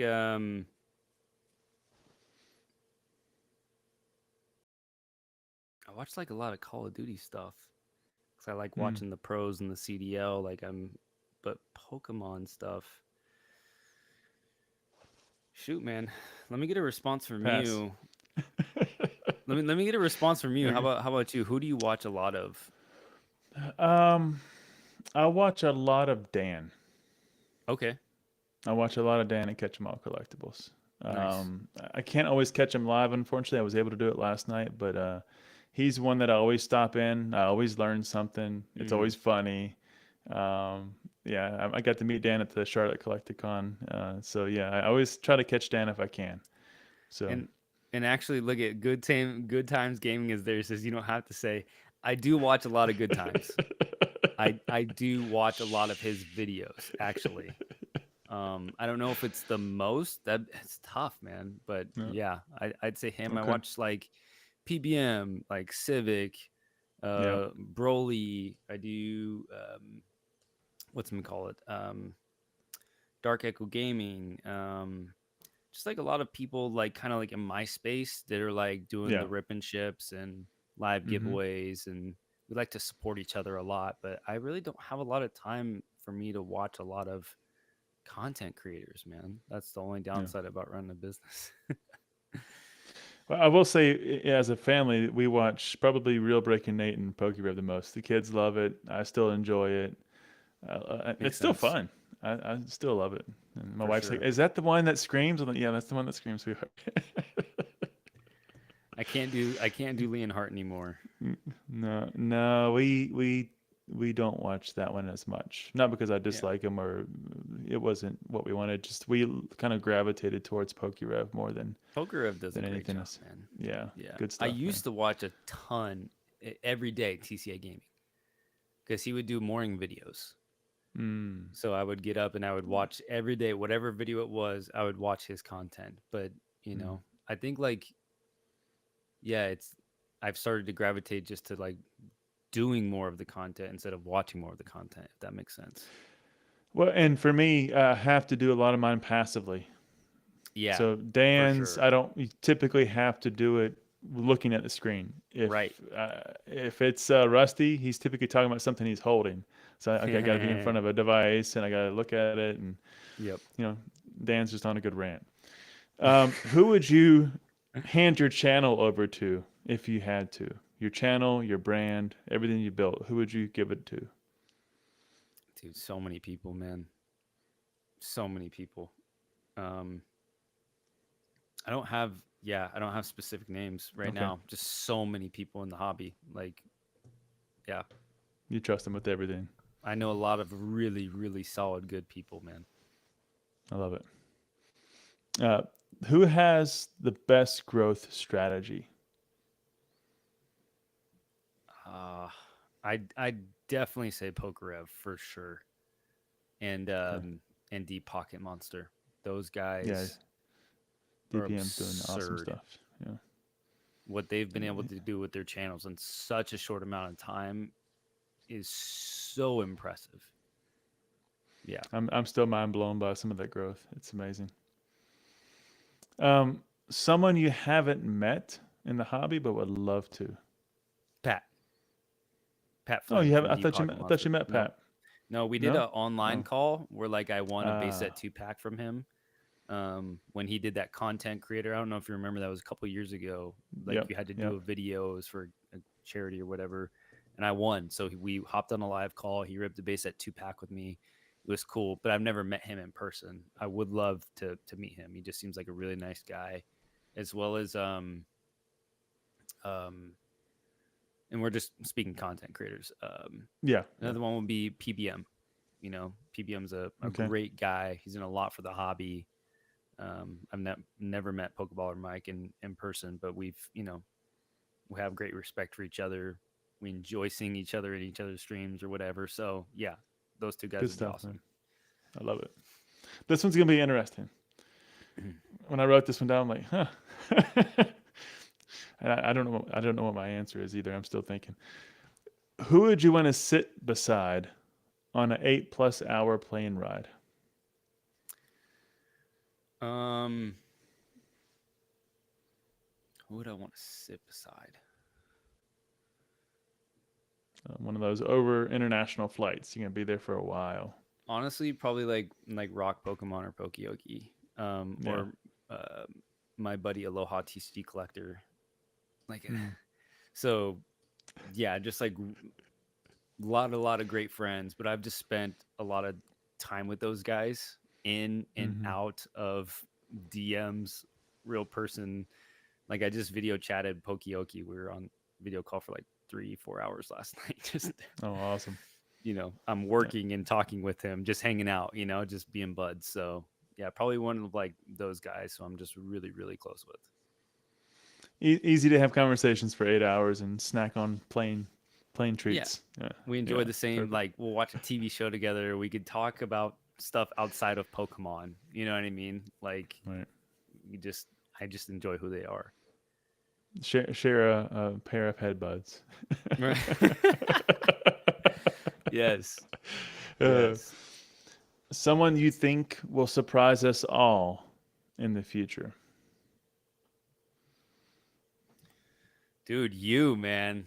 I think your channel has Mm, really, really good potential to just absolutely just get after it. So I'm betting on you, thank you, brother, man. for sure. I Yeah, appreciate that. really.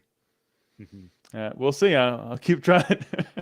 Dude, But I you really appreciate it. do above and beyond in the space. You're doing a great job.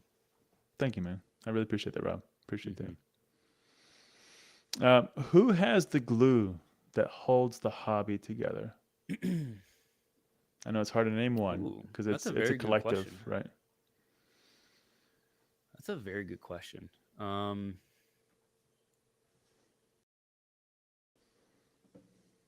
I I I would I would say I would say Rusty. Hmm. Man, I just think he has so much experience. He has an amazing collection. He's a successful business owner in the space.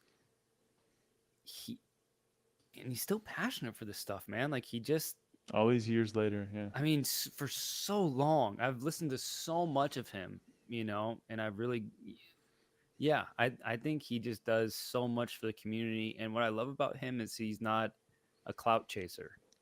He doesn't need to Yeah. go to every event and be on the big stage in front Yep. of everybody and get the like, oh, it's Rusty, let me get an autograph. He's not that guy. Like he's just like that silent knight that just is just the rock. I don't know. I just think he's a great guy. I don't know. I fully agree with you. I was actually trying to explain Rusty to my wife the other day at lunch. She's like, "Yeah, but why? Who is this guy?" I'm like, well, Why? there's the there's a history here, and so she's like, "Wow, okay, he sounds like a really cool guy." I said, "Yeah, we haven't had a chance to have too many interactions, but yeah, I look forward to talking to Rusty one day in the near future." Mm-hmm. Um, and the best award for PokeTuber of 2023 goes to. Red or blue, of course, man. Like, I dude, love it. I I love put it. in in a lot of time. I give everything to my channel, man, and I believe in myself, and I have an amazing community behind me. So I got to give the pats on the back and the Yeah, props, yeah, yeah. So I love it. I love pats yeah. on back. Pats on back. Um, now we're gonna switch it over. We're gonna do some general stuff. Just a quick shout out there. Appreciate it, FOMO. Always giving the love, man. Always giving the love. Says I'm surprised it's not bigger. It's all part of the journey, man. I'm That's not what worried she about where said. we're at. Just having fun. Well, unfortunately, if you're going with that type of approach there, iFOMO likes it small, so That's good stuff. uh, That's good that's stuff. good. We played with that one well. Yeah. Um, pun intended. Next vacation spot. Hawaii, man, is gonna be. Hopefully, it's gonna be our first family vacation to go visit my buddy Roy, Aloha TCG collector, for Worlds. Nice, Yeah, nice. this upcoming year. Okay, So he lives in Honolulu or in Oahu. So yeah, nice, man. And that's actually where you had your honeymoon. we had our honeymoon in Kauai this year, and Okay. we literally took a plane over to go see Roy in the middle of our honeymoon. That's how much we love this man. Yeah. So Awesome, he man. was actually Awesome. the photographer at our wedding. He flew in, came stateside, and Oh, that's so cool. he's just such a good guy, man. He's such a good guy. He offered to do it all for free. And this is someone who Wow. travels the world, and he's very, very good. Like he's an very very good at Talented. what he does and charges a lot of money. And that's just the kind of guy he is. And Says so I much. don't think we had ever actually met in real person when he offered that. Wow. Just Wow. online buds, talking a lot. He would come into the breaks, like had a strong relationship, in and out of DMs and just hanging out. that's just who he is, you know? So yeah, that's going to be our family vacation. It's going to be like a goal of ours to try to see him and go visit Hawaii once a year. That's going to be like a family goal to go and I love that. do that, keep that relationship alive. Well, I'll have to jump into your luggage and see if I go with you one day. I've never been to Hawaii. I have to check that out. Oh, really? So, Get no, over no, there, never brother. been. Get over there. Yeah. It's been a lot of international travel, but that wasn't one of them. So I'll have to see if I can work it out, my man. All right. Best decision you've ever made? In life or Yes, this is life. Yeah, general stuff. Yeah. was to best decision I've ever made was to live in Sandpoint, Idaho, where I live now, because I was living in Sacramento. I wasn't doing well. I was struggling with certain things and aspects I won't go into. Came here, was able to start over, find a career. I met my wife here. Everything in my life changed when I came here to visit family, and I decided to stay instead of moving back. I was only supposed to come here for a little bit, and I Uh, decided to stay. You know, I fell in love mm, with this small town, and it's just beautiful. And everything in my life that I have now is just from that simple decision. So probably that. I love it. Beautiful. How about you, man? Can I ask that question to you? Um, the best thing that I probably have ever done was I was in a pretty dark place at the time, and just with work, I had came out of the military. Things weren't going too well, and I was looking on this. It was like called freedates.com. It was a free site. Like you didn't have to pay for it, and it didn't work half the time.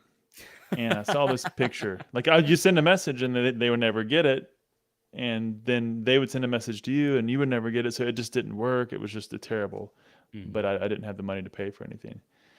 And I saw one woman on there that every time I looked at her picture, I smiled, and I caught myself smiling so hard my face was hurting. So I gotta talk to this girl. I gotta Hmm. talk to her. And I kept trying and kept trying. It was like 3 or 4 months of just trying to Oh communicate wow. Holy properly with this smokes. woman and just trying to arrange the first date. And then she thought I was lying all the time because I'm like, hey, look, it's 8 o'clock. I got to go to bed. And she's like, what do you mean go to bed at 8 o'clock? I said, I get up at 3 a.m. And then every time she wanted to like, chat on the live, it was like, hey, I gotta go eat. I was eating like every 2 or 3 hours. I was going to the gym 7 days a week. And she's like, Hmm. no, nobody does this. Like you're lying to me. Like you're married, like you have kids. Like, no, I don't. So eventually I talked her into going out with me, and she was about 3 hours late to the dinner. She tried Good to sign. call. Yep. Perfect timing. Tried to call and cancel, and it was in the rain. And I'm like, wait, we're not canceling. Hold on a second. Tell me where you are. She's like, I'm lost. I can't find it. It's raining. My ex just called. She was pissed off. She's like, Hmm. I'm just gonna go home. I'm like, just where are you? Like I'm here. Maybe I can help you. She's, well, I'm in this parking lot driving around in circles. I said, are you in a black car? She's, yeah. So I said, you're here. Just park and walk upstairs. That's hilarious. And so it was making that decision to go to that app and be persistent to reach that woman, which is now my wife, happily married, two kids, and it changed so many things for me. And probably the second thing in second running place was, as much as I hated it at the time, was to go to the military. Hmm. What it instilled in me after high school, because high school was not good. I needed that, and I couldn't leverage it until many years later. But it gave me the foundation that helped me be hopefully a better father and a better husband. Yeah. Yeah, absolutely. Absolutely. I love that, man. I've often wanted to have that aspect of like I always love the camaraderie of like being a part of something bigger than myself, you know? Mm-hmm. And it always Yeah. seemed like that's something that I might find in some type of military brand, or Right. branch, excuse me. whatever it was. I was a big swimmer. I competitively swam, so it's like I was thinking of like Coast Guard and potentially Navy, but I really wanted to like go save lives and help people and do Mm, that stuff. And God had a different plan for me, but it's like I always respect people that like did do the military route, and I know that there's a lot of horror stories coming out of the military and a lot of right. issues there, but glad to hear that like there has been stuff that has really really still stuck with you and helped you like grow into who you are today for sure. Yeah, this goes back to your comments about when you became a man, in your job and your career, moving through that. Mine was in the military. Yeah, they break you and they rebuild you. So Right. yeah, Yep. on purpose, on purpose. Civic says we have so much in common, Rob. So much in Oh yeah. common. Yeah. Yeah. Civic's the man. I know we've definitely talked about some of this stuff a little bit for sure, man. Appreciate you, man. Well, this one's just out of left field. So, uh, your favorite cut of steak? Ribeye. Ribeye. All right. Ribeye, Okay. man. Love me a good ribeye. The next card you will sell if you need to from your collection in order to financially make ends meet now that you're full time. Oh, I have a lot of cards that I could do that with, You could you do? know? Okay. All Yeah, right. yeah. I don't know if I have a specific, this is the one. There's very few cards in my collection that are forever pieces, you know? There's Okay. a lot more things more important than holding on to personal collection goals. You know what I mean? Okay. Yep. So, Sure do. a, Sure do. a lot. I can say that the last cards I'll sell before, you know, to make ends meet or whatever will probably be like Japanese black and white. Those are that's Okay. my favorite era, along with E series and X and Y, and I really like Sun and Moon. But I have a lot of Japanese black and white full arts and like Okay. those gold border shinies, the ultra Yeah, those are rares. really nice. Yeah. Those are like my favorite cards in the hobby. So those will probably be the last to go. But I'll definitely sell Okay. those in a drop of a dime. No problem if it means it'll go to provide for my family, like for Exactly. sure. Yep. You need food? No problem. Sold. Oh Hey, yeah, buy absolutely. it now. Auction. Yeah. Yeah. What is the worst set you've ever bought? Pokemon Go. I knew it. I knew it. I knew I should have canceled the stream. I'm Oh sorry, Lord. man. No, I'm It's kidding. the I'm worst performing set that kidding. I've ever had. It just doesn't have much. It's got to be Pokemon Go. I'm sorry. All right. That's okay. That's okay. I'm not that much in love with it. I'm just giving you a hard time. Yeah. How many more years do you think you'll be creating content? Oh, that's a really good question. Because it's like, what am I gonna be? 60, 50? Right. Am I still gonna be ripping shipping on YouTube? It's like such a good question, man, and it scares me honestly. It does because I love this so much and I love what I do, but I got into the game too long. I feel like I'm already 34. I wish I Mm, would have started doing this at like 24. You know what I mean? Um, so I don't know, and that's why I've been feeling this calling to like when I go move to Sacramento to try to get a state job, so that I can kind of do both.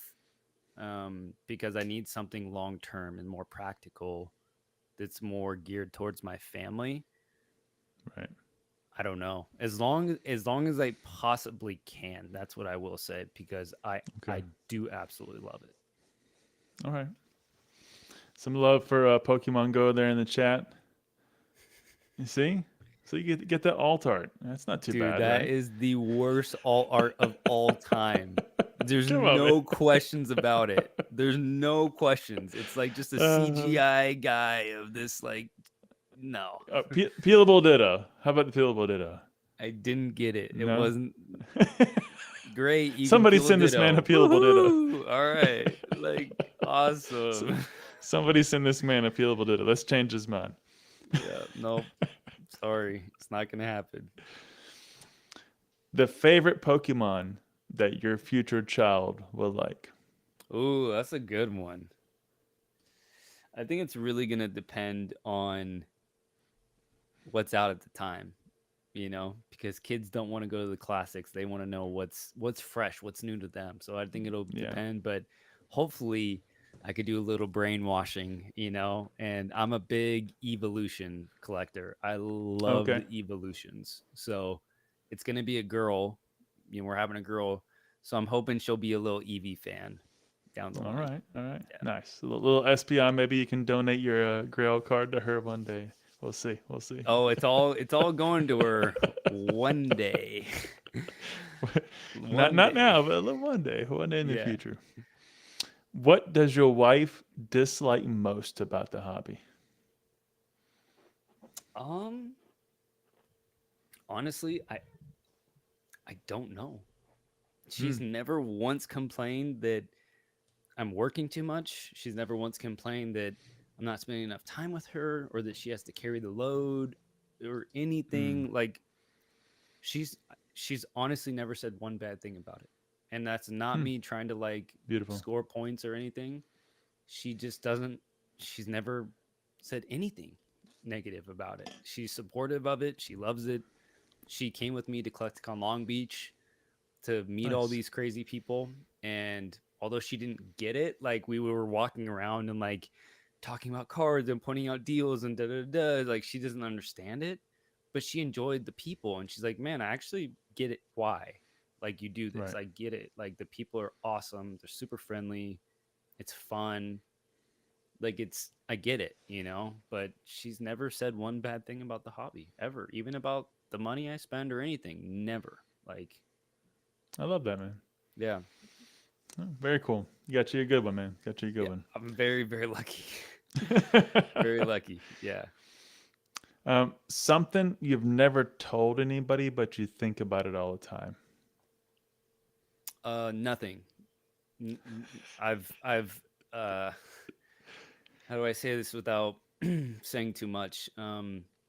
I've cleared away the wreckage of my past. That's all I'll say. Okay. So Okay. I'm a free man today. I have no I like skeletons it. in my closet. Yeah. We'll leave it right there. That's a good place for it. Yep. The most trusted brand outside of the hobby. Blake's breaks, man.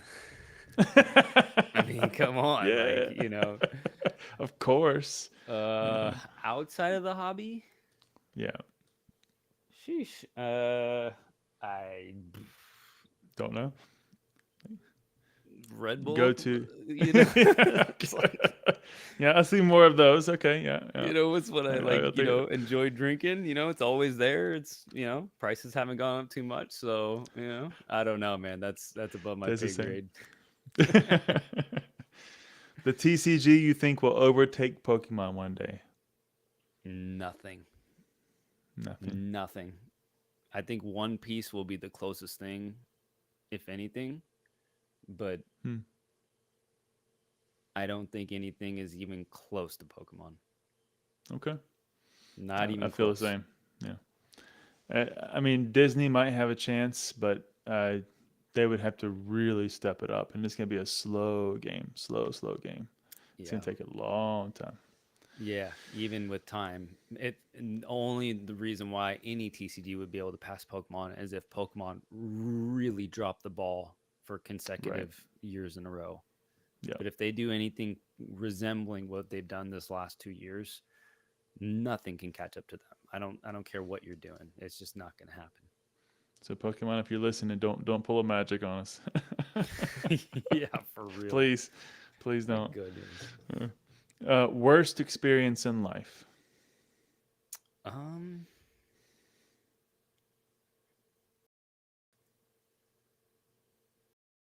hmm. Not something I'm willing to share. Okay, pass.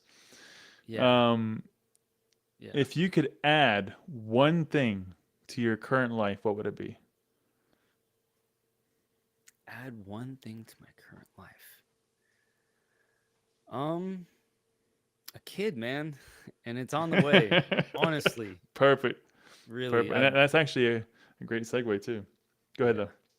I was just gonna say, like, I've known all my life that like I want to know what that's like one day to experience that. And I'm just grateful that God has like put me in a position to get me ready for that. now, because when we found out the day after we got married that my wife was pregnant. You know, Wow, congrats, the man. swimmers swim fast, you know what I'm saying? Like, not just kidding. Um, we were both like, oh crap, like this is really happening, seriously. And Yep, it's like we're both kids, we're not ready. But as the process has come along and unfolded. we Yeah. got after that initial shock, I've been really excited for it. And it just, I can't wait to meet her. I can't wait to be a dad. I can't wait to like, I just can't wait. So that's definitely what's next in my life. One of the things my wife and I used to talk about all the time was, okay, when are we gonna be ready? When are we gonna be ready? And the real answer is you're never ready. You just jump in and you figure it out along the way. Oh Yeah, yeah. yeah. Yep. You're never ready. So hey, wait, let's go have a kid. It's like no, no, it's just, it just happens. You're like okay, let's go. By the way, here's the real question with that comment on the screen. Oh, go ahead. I put it back. Are those prayer hands, or are those two people high-fiving? That's the real brain teaser for today, ladies and gentlemen. Yeah. Which one is it? I don't know. Hmm. It's actually the emoji Depend. is a high five, by the way. Is it? Yeah, I saw this one like post on Instagram that it's like people have been like high-fiving funerals and people dying for years now. And like all these negative things they've been high-fiving, and it's like, man, we're a I did twisted not know. society. Wow, I did not know that. I Yeah. thought that was the prayer hands, but I've never looked for them, so I guess I never searched the term to see what popped up. I'll have to Yeah. look my phone after this. You got me curious. Um, your favorite childhood memory? Ooh, childhood. Because it's like I'm on a podcast about Pokemon, so my brain wants to go to like, oh, what's my favorite Pokemon memory? But just in general, um, man, I have such a bad memory that like I don't probably just say like honestly just like Sunday dinners with family. All my family was Hmm. in Sacramento just about growing up, and so I had like grandparents and aunts and uncles and stuff like that, and just really got to be close with everybody all the time and get to spend a lot of time with them each week. And that really helped a lot. I know a lot of people where families are like dysfunctional and they don't support each other, and it's just argumentative, and they're always looking to take something from you or to start drama or this and that. And it's like, man, I did not have that experience growing up. Like my family was very supportive, and they're crazy, don't get me Hmm. wrong, but it's like we loved each other, you know, and that really helped with my like who I am today and how I look at the world and perceive things and like what family means to me. So that makes me feel really good about my childhood, just thinking about how awesome my family was, for sure. I love that. Yeah, How about you? family reunions were definitely one for me.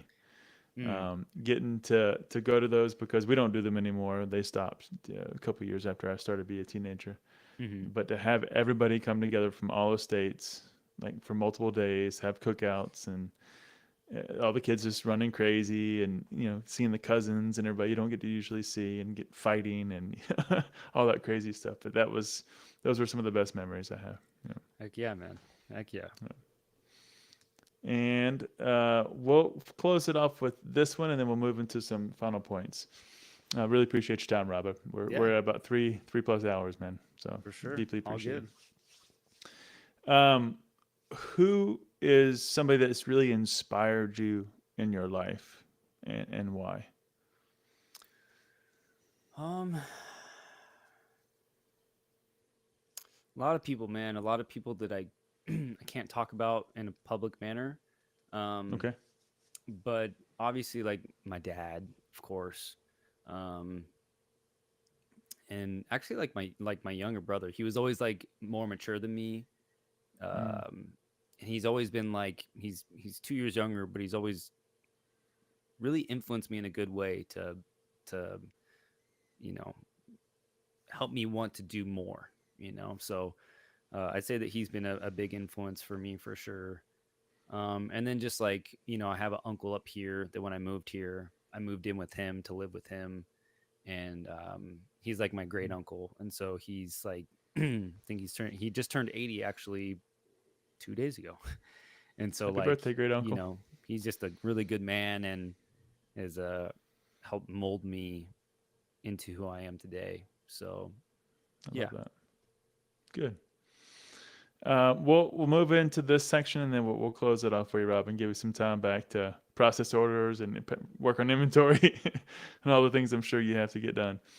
Um, One of the things that we've kind of touched on, but I want to dig just a little bit deeper, is your anticipation. You kind of said it. You're going to probably look for a full-time job as you move to try to maybe restabilize or to give additional stability. But what other changes are you trying to anticipate yourself for as you become a father? Holy smokes. Everything, man. Like it's just all about them, you know? Like I have to be willing to sacrifice to put their needs before mine. Um and so it's all just gonna it's all up in the air, you know? Like I've realized that I have very little control over my life of what happens, you know? Yeah, Like it's just I could try to do all the things that I want, but life happens and things happen, and as long as I can try to put the needs of others before the needs of me and try to like be there and be accountable and continue to be like try to be genuine and try to be honest and try to like uphold those morals, you know, that mean so give much the to me, best. Yeah, and just like continue to put God first, everything in my life will work out. So I know that there's going to be change. It's going to be good. It's going to be fine. It'll all work out, you know? So we'll see, man. I don't know. Yeah, I love it. I love it. Putting trust in your efforts in the right places. absolutely. Yeah, Absolutely. I love that. All right, man. So we got two final questions, and then we'll close it. So originally, you were not a very social person. Actually, much like myself. I didn't like to go out. Even interactions like this wasn't something I would normally do. But back to your point, even Mm, earlier at the beginning, when it's my job, I was a server, I was a cook, I did those other things, and it was fine. Like I had no problem with that. hmm. I've spoken in front of thousands of people at work. That's no problem. But I like going out to social events. It just wasn't my thing. Yeah. Yeah. And it's even today, I still hesitate and like, I could just stay home. It's okay. Sounds way So, better. yeah, just watch a movie or something instead. Yeah. Um, but you've really spoken a lot today about it. You spoke about it in the past and some of your previous videos, and through this hobby and through social media, ironically, and your process and journey through Pokemon, you've really taken down those fears. You've made probably some of the best connections you have, perhaps since childhood or even better. Hmm. And it's changed your perspective in life and, of course, your trajectory. So, what advice could you give somebody that is like the old you, the one that doesn't want to go out, that doesn't want to go introduce yourself because, oh, Mm. they're never going to talk to me? What advice would you give that old you or perhaps somebody in that same position? Oh man, don't let fear dominate your life, man. Like you just gotta do it. You just gotta go out and take the risk and just try. You know, that's all I did. I listened to people that I respected and had the experience, and I just tried different things that I was seeing that was working for them. You know, the making connections, going out and messaging people, going and learning, studying pop reports, doing this, doing that, whatever it is, like just looking at those people, hearing it and being like, okay, like this person seems like they have what I want. Here's what they're telling me to do, or in some way, let's just go out and test it and try it, you know, because you never know until you do it. So I just don't let fear dominate you, man, because think of all the things that you could have accomplished if you weren't afraid to do them. Like, I don't want to be that guy that looks back. So, um, yeah, that's what I'd say. Love that one too, and it correlates really well to one of Les Brown's, sayings. You know, you stand around your deathbed and your dreams and your ideas staring at you, saying, we came to you, and only you could have given us life. Mm-hmm. And now we must die with you forever. So that's one of the Les Brown's kind of famous sayings. Yes. And it's all about not taking those chances and Yeah. don't leave anything on the table because you will Yes. regret more what you didn't do than what you did. Yep. Yeah, Absolutely. Absolutely, yeah. man. All right, last but not least, my friend, you know what's coming. What legacy do you want to leave when you're gone? Honestly, that I was just someone that can be trusted. You know, I want to just. I don't need the big brand name. I don't need the big business. I don't need wealth, and land and fame and clout. None of that. I just want to be known as just another one of the guys that can just be trusted. That's it, man. I just if I can have your trust, that's everything to me, because I know guys that I would trust with my wife, with my dog, as you asked earlier, with my family, with my money, all of that stuff. And there's nothing more important than that because that cannot be bought. That is not something that can be manifested. It's just who you are as a person. And if I can have someone's trust, like I know I've done a good job, So And high five on that one to close it off for my FOMO, for sure. Rob, it has been a true pleasure, my friend. Something that I didn't anticipate to be this fun. And of course, they keep going longer and longer. I'm not sure if I'm going to reach 4 or 5 hour podcast at some point, but this has been so much fun. Time has just flown by. Thoroughly enjoyed the conversation. Again, thank you so much for donating your time to all of us. Everybody in the chat, thank you so much for donating your time to all of us as well. On this side of the camera, we wouldn't do it without you. Really, really appreciate it. It makes it all worth it. We hope that you enjoyed it. Feel free to reach out. Rob's channels, shops, and everything are in the description below. So if you haven't already, make sure you subscribe. You won't be disappointed. I promise you that. And we hope everybody has a great night. We look forward to seeing you on the next Rants, guys. Thanks.